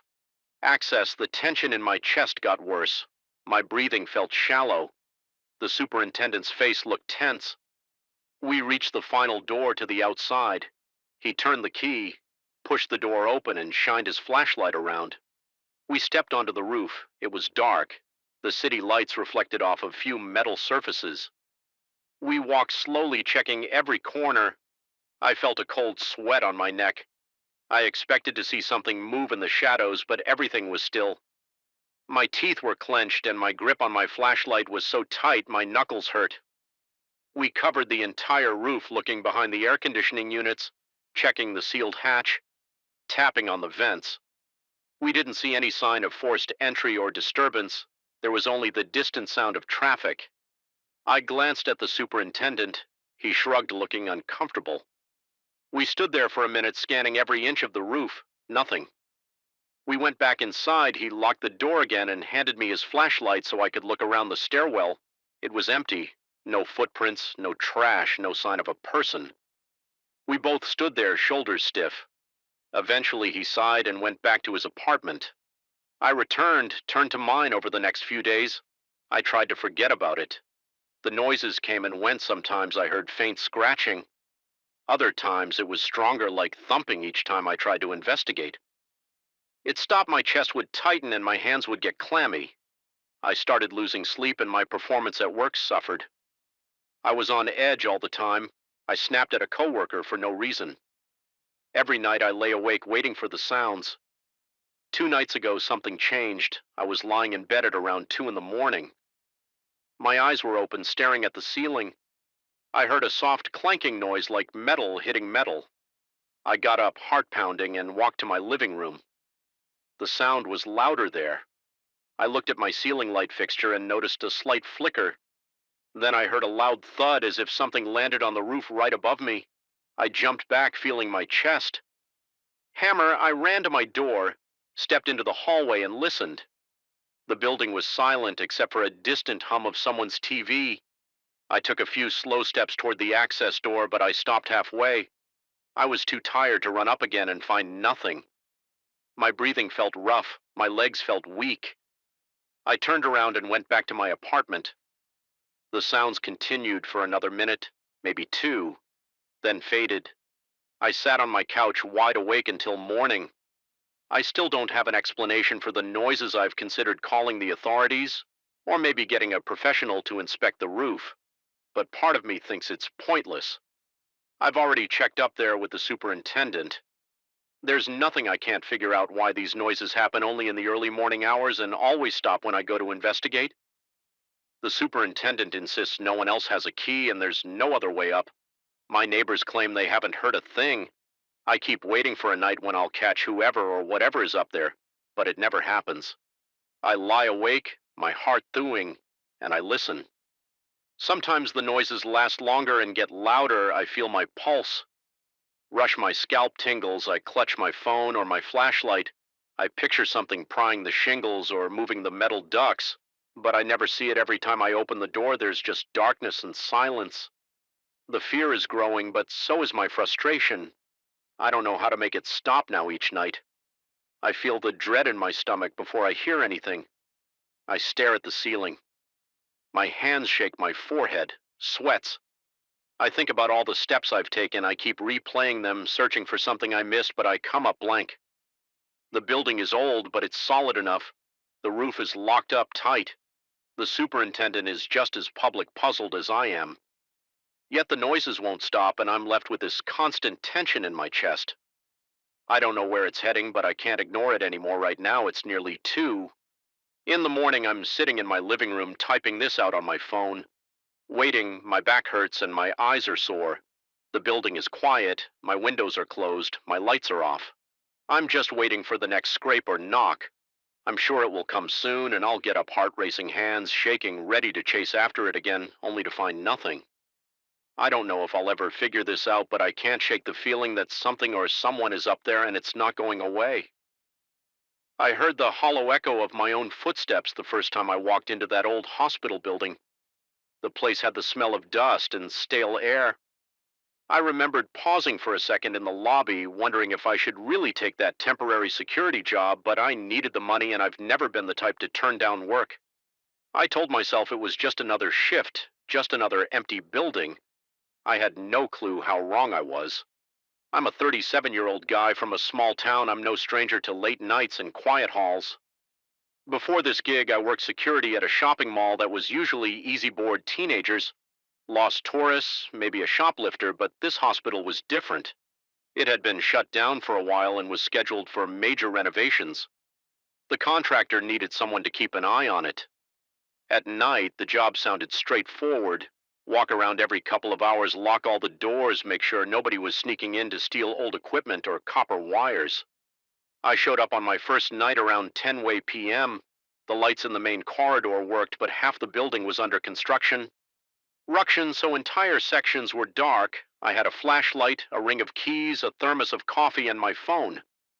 The first thing I noticed was how silent it felt. Not just quiet. Silent, no hum of air conditioning, no beeping from monitors. Nothing. Every sound I made felt louder than it should. My boots on the tile floors, the jingle of my keys, even my breathing. I checked the ground floor first. There were old patient rooms with peeling paint, dusty waiting areas, and some broken chairs. The windows had boards on them. In a few places, I saw piles of construction materials in corners, buckets of paint, stacks of tiles, and random tools. I locked a couple of doors that led to storage rooms and made a note on my clipboard. Then I took the elevator to the second floor, but it jerked in a strange way, so I decided to use the stairs. From then on, I wasn't in the mood to get stuck in an elevator in a place like that. The second and third floors were mostly the same dark corridors, scattered debris, and old signs pointing to what used to be wards. I locked everything up, double-checked the rooms, and made a list of anything that looked out of place. Then I settled in the old security office on the first floor. That place had a desk, a few monitors, most of which were powered off or not connected, and a creaky swivel chair. I spent the rest of the night sipping coffee, watching some videos on my phone, and occasionally heading out for another round.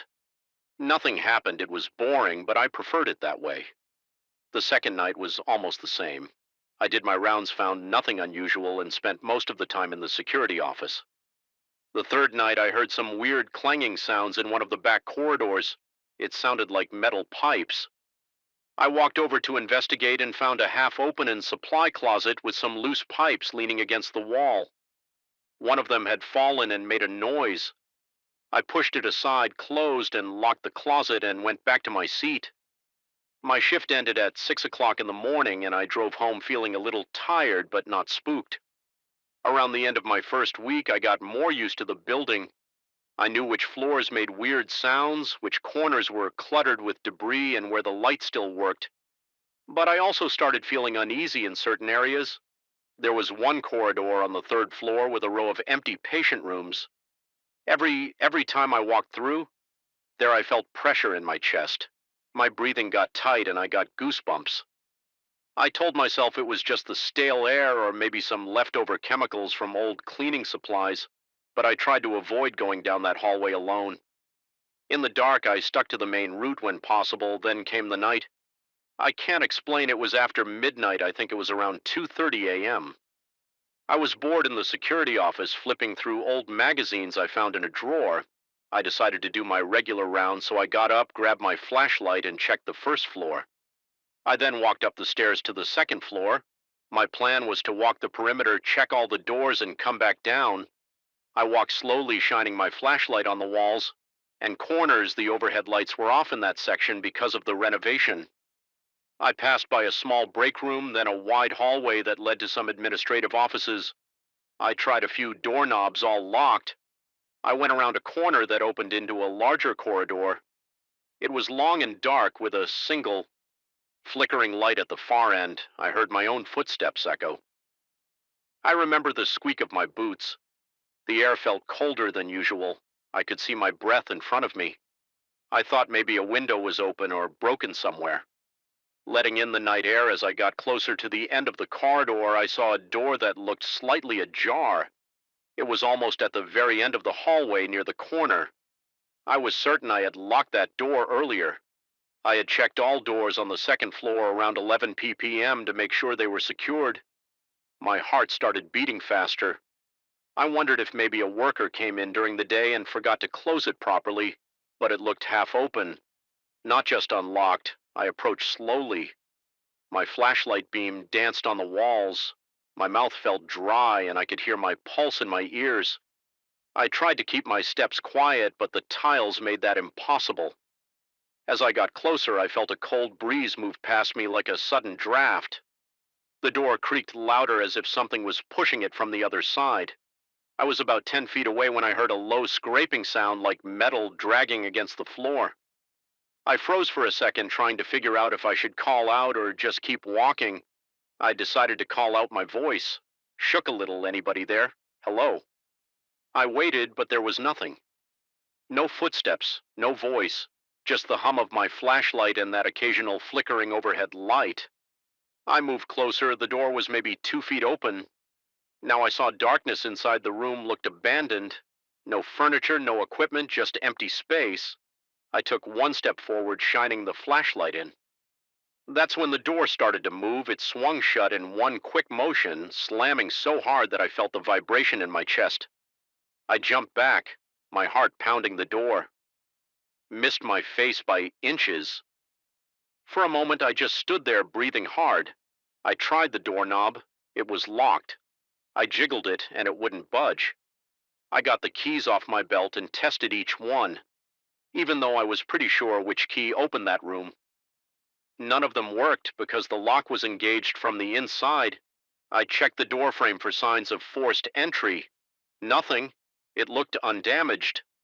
The lock was intact. It was as if someone had locked it from inside, but there was no sound coming from the room. Now I had a strong urge to yank the door open and search the place, but the lock just wouldn't give. I stood there for a while, trying to calm down. My hands were shaking. The corridor felt colder than before. I glanced around, trying to see if there was any ventilation system or open window that could cause a gust of air, but everything was sealed up. The hallway was dead still. My flashlight illuminated dust motes in the air, but I didn't see any obvious draft. Yet I felt that cold wind earlier, right before the door slammed. I finally decided to go back to the security office and check the building layout. Maybe there was another way into that room. I found an old floor plan in a file cabinet.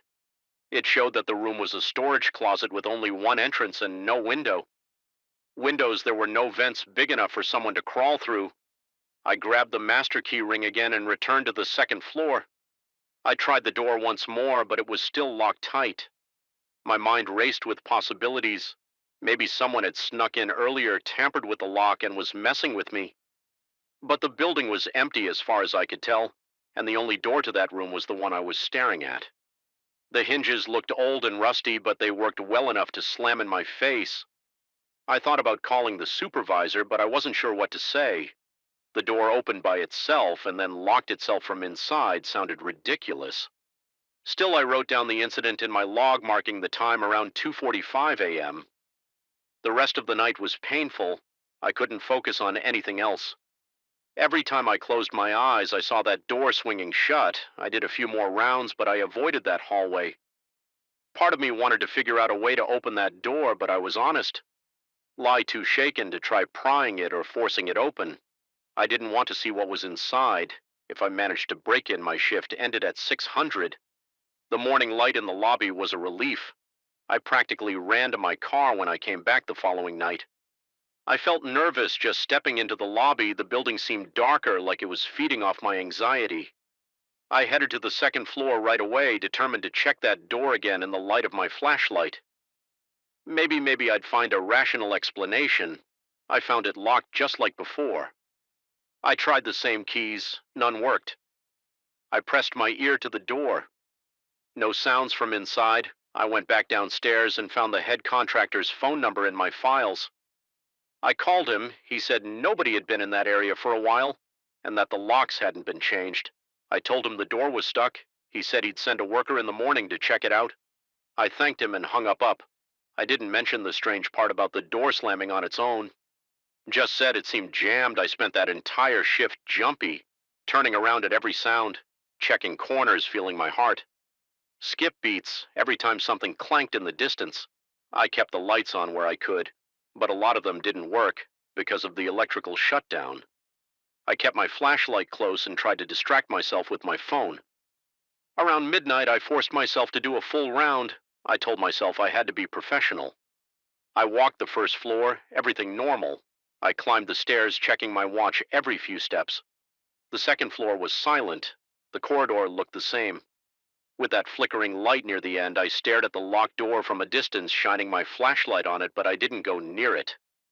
My pulse was racing, the hallway was freezing cold, and I felt a slight draft on my neck. I turned around fast, expecting to see something behind me, but there was nothing, just emptiness. I walked back to the stairs as fast as I could without running. At some point, I realized my arms and neck were damp with sweat. I felt a knot in my stomach. I was relieved when dawn came and I saw workers start to arrive. I asked one of the guys if he could help open that door. He took a look. He had a big ring of keys, too. None worked. He even tried using a screwdriver to pop the lock, but it wouldn't budge the guy. Shrugged and told me we'd need a locksmith or someone to remove the entire lock assembly. Then he walked away saying he'd tell the foreman later. That same day, I got a call from my supervisor. He said they might not need a night guard anymore because the construction schedule had changed. They were going to do some structural work that required the building to be sealed for safety. I didn't argue. I was actually relieved. I finished out that week, but I stayed on the first floor most of the time. I locked every door I could, didn't bother going near that corridor again on my last night. I did one final walkthrough. I paused at the bottom of the stairs leading to the second floor. I felt the urge to go up there just to see if anything had changed, but I didn't. I just tightened my grip on the flashlight, said nope under my breath, and walked away. To this day, I can't explain what happened. That door was locked from inside. I know I secured it earlier. I know it opened by itself, and I felt a gust of cold air that had no source. It slammed shut so hard that I thought the glass would break. I didn't see any strings or wires. I didn't see a person. The door just moved on its own. I've worked plenty of security jobs since then, some in old buildings, some in new ones, but I still remember how my heart felt like it would jump out of my chest that night. I still remember the fear that crawled up my spine. I never had a logical explanation, and I stopped looking for one.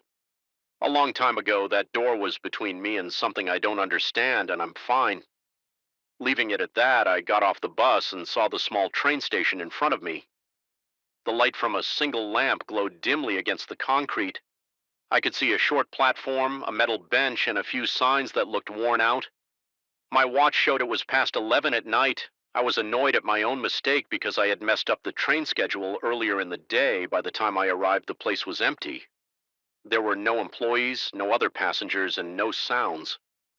Besides a faint hum from some distant electrical unit, I felt a slight chill roll over my arms, so I pulled my jacket closer. The bus driver had dropped me off at the entrance to the station and drove away before I could say anything else. Now I stood there wondering if I should just wait on the platform or try to find some information about the next train. That was when I noticed the ticket booth was shut and locked. The station doors were sealed. There was just that bench, the dull lamp, and the dark track stretching out in both directions. I walked over to the bench. It was an old metal bench with chipped paint. The seat felt cold, and I shifted around to get comfortable. My suitcase rested by my feet. I didn't see any trash cans or vending machines. The place had no amenities, at least none that I could spot in that. Lighting the lamp above me cast a weak yellowish glow that didn't reach far beyond the bench. When I looked down the platform, I could make out a sign with the station's name, but I couldn't read it clearly. From where I sat, the rest of the station fell off into darkness that seemed heavier than normal. I tried not to think about it. I'd been in quiet places before, but this felt different. There was a mild breeze, and I heard it rattling some loose piece of metal on the roof. It wasn't exactly peaceful. It felt lonely and strange. My phone didn't have a strong signal. I tried to check train schedules online, but the page wouldn't load no data. I sighed and shoved the phone back into my pocket. My plan was to catch the first train in the early morning, which I guessed might show up around 5 or 6. That meant I had about 6 hours or so to kill. Maybe I could walk around outside the station to find a taxi, but it seemed unlikely. At that hour in this little town, plus the next bus wasn't coming until the next day, I decided to wait it out. I thought I might doze off if I found a better spot, but I didn't see any enclosed waiting area. Everything was locked, and it looked like nobody had used that station in a while. I leaned back, put my arms across the top of the bench, and stared at the flickering lamp. After a few minutes, I caught a faint sound. It was a steady, rhythmic tap. At first, I assumed it was my own foot hitting the bench leg, so I shifted my legs and listened again. The noise persisted. I stood up to get a better listen. The tapping stopped, and the sudden quiet made my neck hairs stand on end. My heart gave a quick jolt, but I tried to brush it off as nothing. I rubbed my hands together, trying to keep my nerves in check. Then I heard it again, distinct footsteps that seemed to come from the far end of the platform, near the spot where the overhead light barely reached. They were slow and deliberate, like someone walking carefully along the concrete. I expected someone to appear, but nobody came into the light. The footsteps had a steady pattern, heel toe, but they didn't speed up or slow down in any obvious way. I turned my head to look and I saw nothing but the empty platform. I walked a few steps closer to the edge of the lit area. The footsteps sounded like they were about the same distance away, still hidden in the darkness. I paused and they paused. I stepped and they stepped. My chest felt tight. I remember thinking maybe the echo of my own steps was bouncing off some weird angle in the station, creating an illusion, but the pattern sounded off like there was a fraction of a second lag. It wasn't a perfect echo. I tried a little experiment. I stood still for about 10 seconds. My breathing was shallow and I felt my pulse in my temples. No footsteps came. The station was completely quiet. Then I took one step forward. Sure enough, I heard another step, maybe 2 steps away from me. It sounded like it came from that same dark area. I leaned forward, squinting into the gloom, but there was absolutely nothing to see. My heart started pounding harder. The hair on my arm stood up. I could even feel sweat building up under my collar. I swallowed and listened some more. No movement, no footsteps. I backed away until I was closer to the bench again. My eyes darted around, scanning for anything or anyone. There were no signs of life. The bench was just as I left it, my suitcase still resting against it. The lamp flickered and I cursed under my breath. I didn't want that light to go out. I decided to sit down again, keep calm and test a theory. I waited a few seconds, then I tapped my heel against the ground. Immediately I heard a single tap in the distance. I tapped 3 times and I heard 3 faint taps echoing back. It felt like I was playing some bizarre call and response. With an invisible presence. I realized my breaths were coming out short. My mouth felt dry. I looked around, searching for any sign that this was a prank, maybe a station worker or a local kid messing with me, but I saw no movement at all. The footsteps never moved out of the darkness. They stayed at the same distance. I began to worry about how the night might unfold. The last thing I wanted was to be stuck with some stranger lurking around. I didn't know if they were harmless or waiting for a chance to confront me. I decided to break the tension. I stood up, cleared my throat, and walked down the platform toward the dark area. My footsteps felt loud on the concrete, each one echoing in that deserted station. Sure enough, I heard the matching footsteps. They seemed to retreat as I advanced, maintaining the same distance. I called out, "Hello, is someone there?" My voice echoed, but there was no response. Besides that steady pattern of steps, I walked until I reached the edge of the lamp's glow and I stopped. My eyes tried to adjust to the dark, but I couldn't see much. There was just the faint outline of the platform's end, some gravel, and the tracks disappearing into the night. The footsteps halted. I felt my palms sweating, and I noticed a slight tremor in my fingers. I took a deep breath and stepped one more time into the dark. No responding footsteps this time. I held my breath, listening nothing.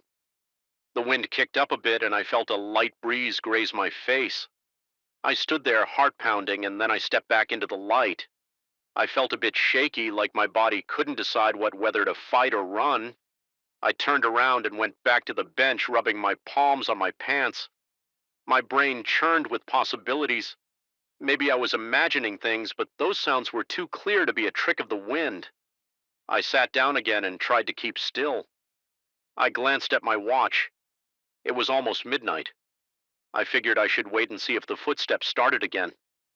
After a minute or so, I heard them, but they were softer this time, almost hesitant. They came from the same part of the platform, the far end where the darkness was thick. Each step matched my own heartbeat.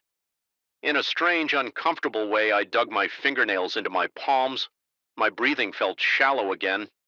I scanned the area, but I couldn't see any shape figure or shadow, just the platform, the tracks. And that flickering light, my mind raced with questions. Was I dealing with a person who was intentionally staying hidden? Or was it something else I couldn't make sense of? I stood up and moved in a small circle, stamping my feet lightly. Sure enough, the footsteps mirrored my movements when I paused. They paused. My neck tensed up and I felt my teeth clench. The tension in my chest made it hard to breathe. Normally, then I decided to stop completely. I placed my hands on my hips and waited. The footsteps didn't stop right away. They went on for another 2 or 3 steps and then faded into silence. It was the first time I had heard them continue without me moving that rattled me. I felt a wave of fear crawl up my spine and my hands shook a little. I tried to calm down by taking slow, controlled breaths. I looked around again, hoping to spot a security camera or an emergency phone. Nothing. The station was too small for that kind of infrastructure. I guess the only technology I saw was a small electrical box on the wall near the ticket booth. I cursed under my breath, feeling trapped. My best option was just to wait for the train, but who knew what might happen? In the next 5 or 6 hours, I thought about leaving the station altogether and walking back to the main road, but that felt risky. I had no idea if there were any open businesses or if it was just empty roads all the way back. Also, I was worried that if this was a person messing with me, maybe they were waiting in the dark outside. I forced myself to focus on something practical. I remembered that the train sometimes had schedules posted on the walls. I got up and walked to the bulletin board near the locked station entrance. The footsteps seemed to follow, but I ignored them as best I could. My heart thumped in my chest. The schedule on the board was old and faded. I could barely read the print. It looked like the next train might arrive around 5 in the morning, but I couldn't be certain. I rested a hand on the wall. Trying to steady myself, the footsteps had stopped again. Silence pressed in around me, and I felt the weight of it in my ears. After checking the schedule, I turned back to the bench. My shoes tapped against the concrete, and I noticed the footsteps didn't restart. Right away, I reached the bench, sat down, and waited 5 seconds, 10 seconds, 15 seconds.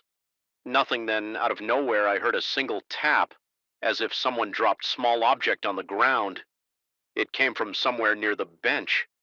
I looked around, bending forward to see if something had fallen. I saw nothing. The tension in my stomach twisted harder. I felt a nervous ache behind my eyes. I kept scanning the darkness, expecting to see someone step forward. Nobody appeared. My breathing got heavier, and I felt a tightness in my throat. I told myself to be logical, but each new sound chipped away at my composure. I grabbed my suitcase and set it on the bench beside me. I felt better, knowing I could snatch it up and run if I had to. I also checked my phone again, hoping maybe a signal had popped up. Still no reception. The little symbol on my screen showed one bar that flickered away as soon as I tried to place a call. A few minutes went by without any more footsteps or taps. I let myself relax just a bit. My shoulders sagged and I rolled my neck to relieve some of the tension that was when I heard another noise. It wasn't footsteps this time. It sounded like a quiet scraping, like something dragged lightly over the ground. I leapt up, my heart hammering. The sound stopped as soon as I stood. I edged toward the far side of the platform, keeping my eyes on the darkness. The station felt colder than before. My nose was slightly numb. My fingers felt tingly. I reached the end of the lid area. The scraping started again, but it was too faint to pinpoint. I called out, "Is there someone here?" My voice cracked. No answer. I moved back to the bench, grabbing my suitcase handle. I decided I'd stand near the middle of the platform so I could see as much as possible in every direction. The lamp above me flickered again. My breath caught in my throat. If the light went out, I'd be standing in total darkness. That thought sent a rush of adrenaline through my body. My legs felt jittery. I kept checking the sky, hoping for a sign of dawn. It was still pitch black, and the moon was behind a thick layer of clouds. I stood there alert for several minutes. I heard no more footsteps or scraping. The station was silent except for the occasional wind gust. After a while, I lowered my guard slightly. I told myself I might have dozed off or let my imagination run wild. But deep down, I knew those sounds were real. They were too crisp to be a figment of my mind. I tried to reason that it could have been an animal, maybe a stray cat walking around, but that didn't match the pattern I had heard. Time dragged, my back started to ache, and my legs felt stiff from standing. I placed my suitcase on the ground and sat on it. At least that let me be ready to move quickly if I had to. The station remained still now and then. I felt a shift in the air like a slight breeze, but that was it. My mouth was dry and my stomach growled. I had no food or water with me. I kept glancing at my watch. Each minute felt like an hour. At some point, I closed my eyes for a second, trying to rest. Then I heard a clang from somewhere behind me, like metal hitting metal. I whipped around so fast I nearly dropped my phone. I didn't see anything. The clang didn't repeat. I listened for footsteps, but there were none. I got up and paced around, feeling the rough surface of the concrete under my shoes. My heart was still racing, but I tried to keep my cool. The flickering lamp was the only comfort I had. I patted my pockets to make sure I had everything. My wallet was there. My phone was in my hand, and I had my keys. I couldn't do much else but wait. Every few minutes I looked down the tracks, hoping to see train headlights in the distance. The horizon stayed dark. Eventually, the sky began to shift. It started as a barely noticeable gray at the very edge of the horizon. Then it became a lighter shade, and I could see the outlines of buildings in the distance. My watch read just after 5 in the morning. I exhaled in relief when I heard a soft rumble on the tracks. Within a few minutes, a train horn sounded faint but clear. The overhead light was still flickering and my nerves were still on edge, but I felt a glimmer of hope that I could finally leave this place. I looked around one last time, scanning the platform. It was empty. No shadow or figure, no tapping, no scraping, nothing. The train pulled in and I felt like I could breathe again when the doors opened. I stepped inside and found a seat near the window. My body was tense and my pulse still throbbed in my ears as the train started moving. I stared out at that tiny station getting smaller behind me. I couldn't see anything unusual, just a deserted platform with a dim lamp. Yet the memory of those footsteps stayed with me and I felt a lingering chill in my chest. I shifted in my seat and tried to relax, but my heart was still beating fast. My hands wouldn't stop shaking, so I gripped my knees and took a few deep breaths. A couple of other passengers on the train barely noticed me. They were either too tired or too preoccupied to pay attention to some tense guy looking over his shoulder.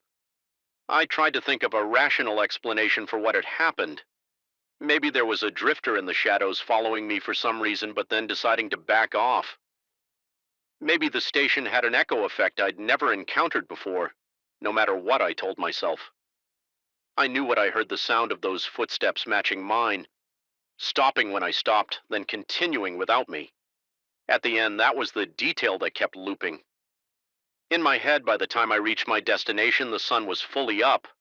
I grabbed my suitcase and headed off the train. The platform at this bigger station was bustling with commuters rushing around. It felt almost surreal after the emptiness of the previous station. I took a moment to compose myself before I went to find a cab. My shirt was damp with sweat, and my back felt knotted. I couldn't shake that leftover tension, but at least I was around people. At least I wasn't alone on some dark, isolated platform. I still don't have a solid EXP explanation for what happened back there. I keep replaying the steps in my mind, hearing them in the distance, matching them with my own stopping, and then hearing them continue.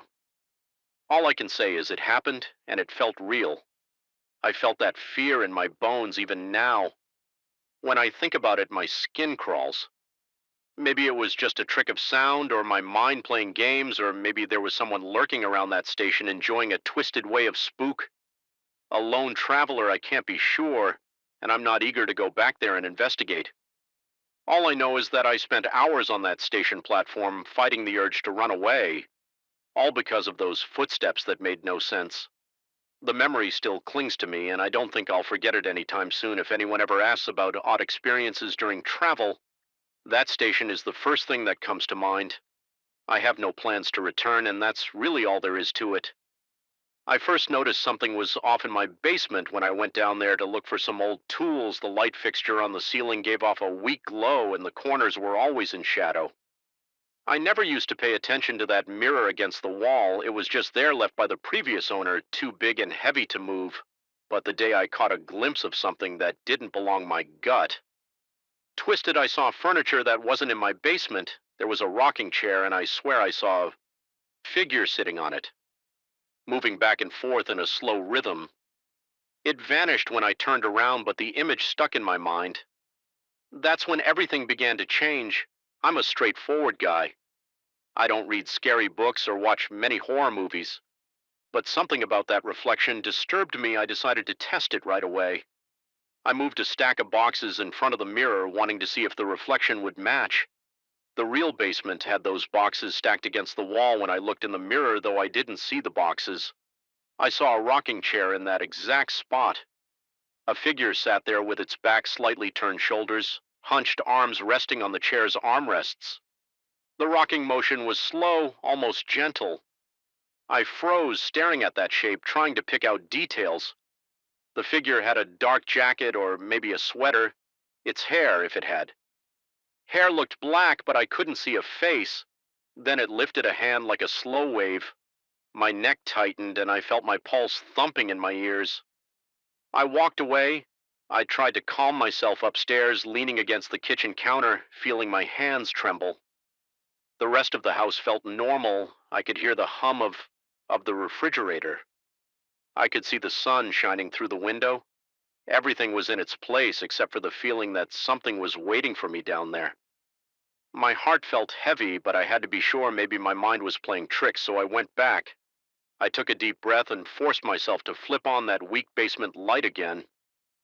When I reached the bottom of the stairs, I saw the mirror right where it always was, tilted slightly forward. Leaning against the wall, the stack of boxes still blocked the wall in real life, but in the mirror's image, there was only the rocking chair. The figure didn't move. I stepped closer. My shoes made a scraping sound on the rough cement floor. I noticed a strange hush. Even the old pipe seemed quieter. The figure started rocking again, a soft creaking that made my skin crawl. It felt like the sound was leaking through the mirror. I walked around the mirror, checking its backside. I ran my hand along the frame, feeling for any gaps or hidden compartments. It was just wood and glass covered in dust. No wires, no screens, nothing that made sense as an explanation. The reflection showed a room like mine, but not identical.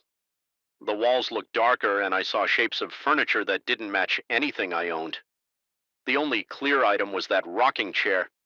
I tried to move the mirror to see if the reflection would change. The mirror was heavy, so I just tilted it a bit, keeping my hands on the sides, bracing myself. The reflection changed angles too, but the chair and the figure remained there. The figure adjusted its head as if looking right at me. I felt a chill wash over my arms and neck. I dropped the mirror, back against the wall, then backed away, breathing faster. I spent the rest of that day pretending the mirror wasn't there. I tried watching TV in the living room. I tried going outside to clean up the yard, but every time I let my guard down, I pictured that figure lifting its hand at me. My stomach felt tight. My legs felt restless by evening. I couldn't ignore it anymore. I had to figure out what was going on. I grabbed a flashlight and a small crowbar, although I had no plan. I told myself I was just checking the basement for leaks or something practical in reality. My mind kept cycling through questions. Is it a ghost? Is it some trick of my eyes? Is the mirror cursed? I had no clue, but I needed to do something. My footsteps down the stairs felt heavier than usual, like the air itself pushed down on me. The basement light flickered for a second when I pulled the chain, but then it stayed on. The reflection was there. Again, the figure was in the same spot, sitting still. The rocking chair wasn't moving. I walked up to the mirror and stared straight at the figure. It felt like I was challenging it somehow. The figure lifted its head, and I saw a hint of a face, pale and blurry. I couldn't tell if it was male or female.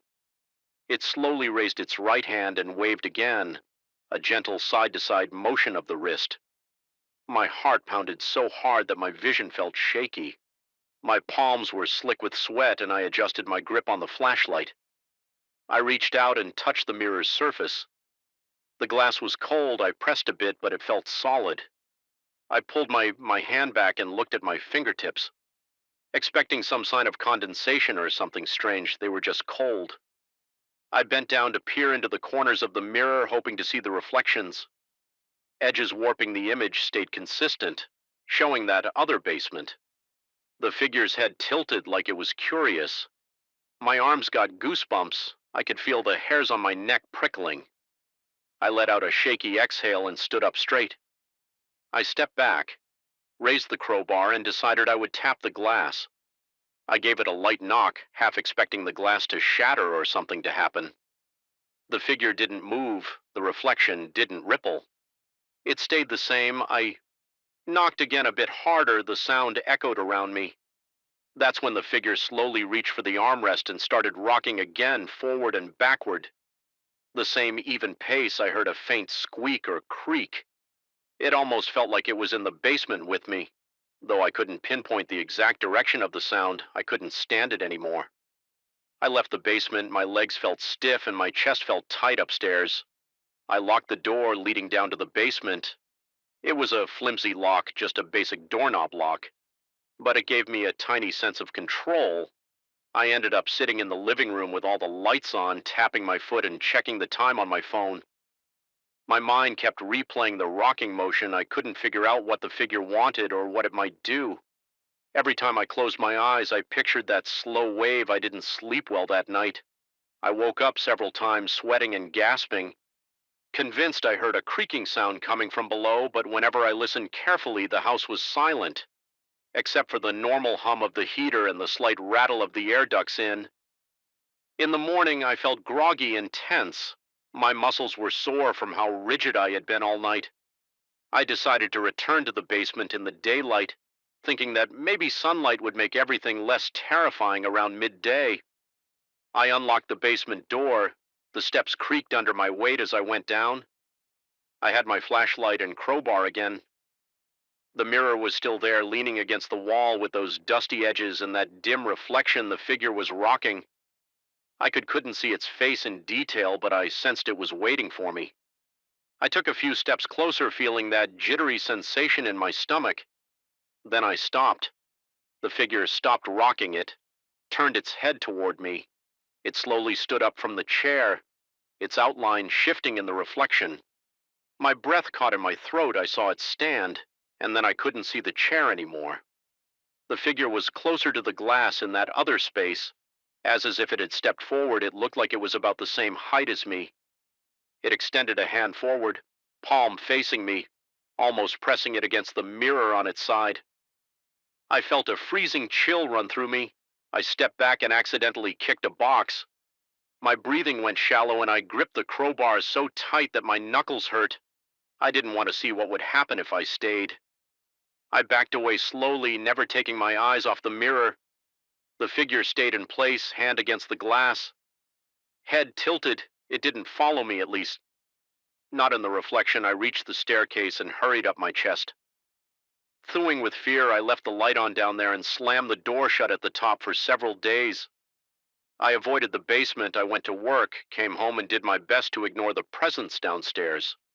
I tried to distract myself with errands, chores, and mindless TV shows, but at night I felt a persistent pressure in my chest, like the feeling you get before a storm. Every so often I heard faint sounds below, little taps or soft scraping noises, though I couldn't be sure if they were real or if my imagination was out of control. After about a week, I knew I had to face it again. I couldn't just let that thing linger in my house one evening. I got a roll of thick plastic and some duct tape. My plan was simple: cover the mirror, seal it up, and see if that would block whatever was happening. I went down the stairs slowly, turning on every light I had. My body felt tense, but I tried to steady my breathing. The mirror sat there with the reflection as always. At first, I didn't see the figure. The chair was empty in the reflection. I took a step forward, scanning the glass. Then I noticed movement at the edge. The figure was standing off to the side, half in shadow.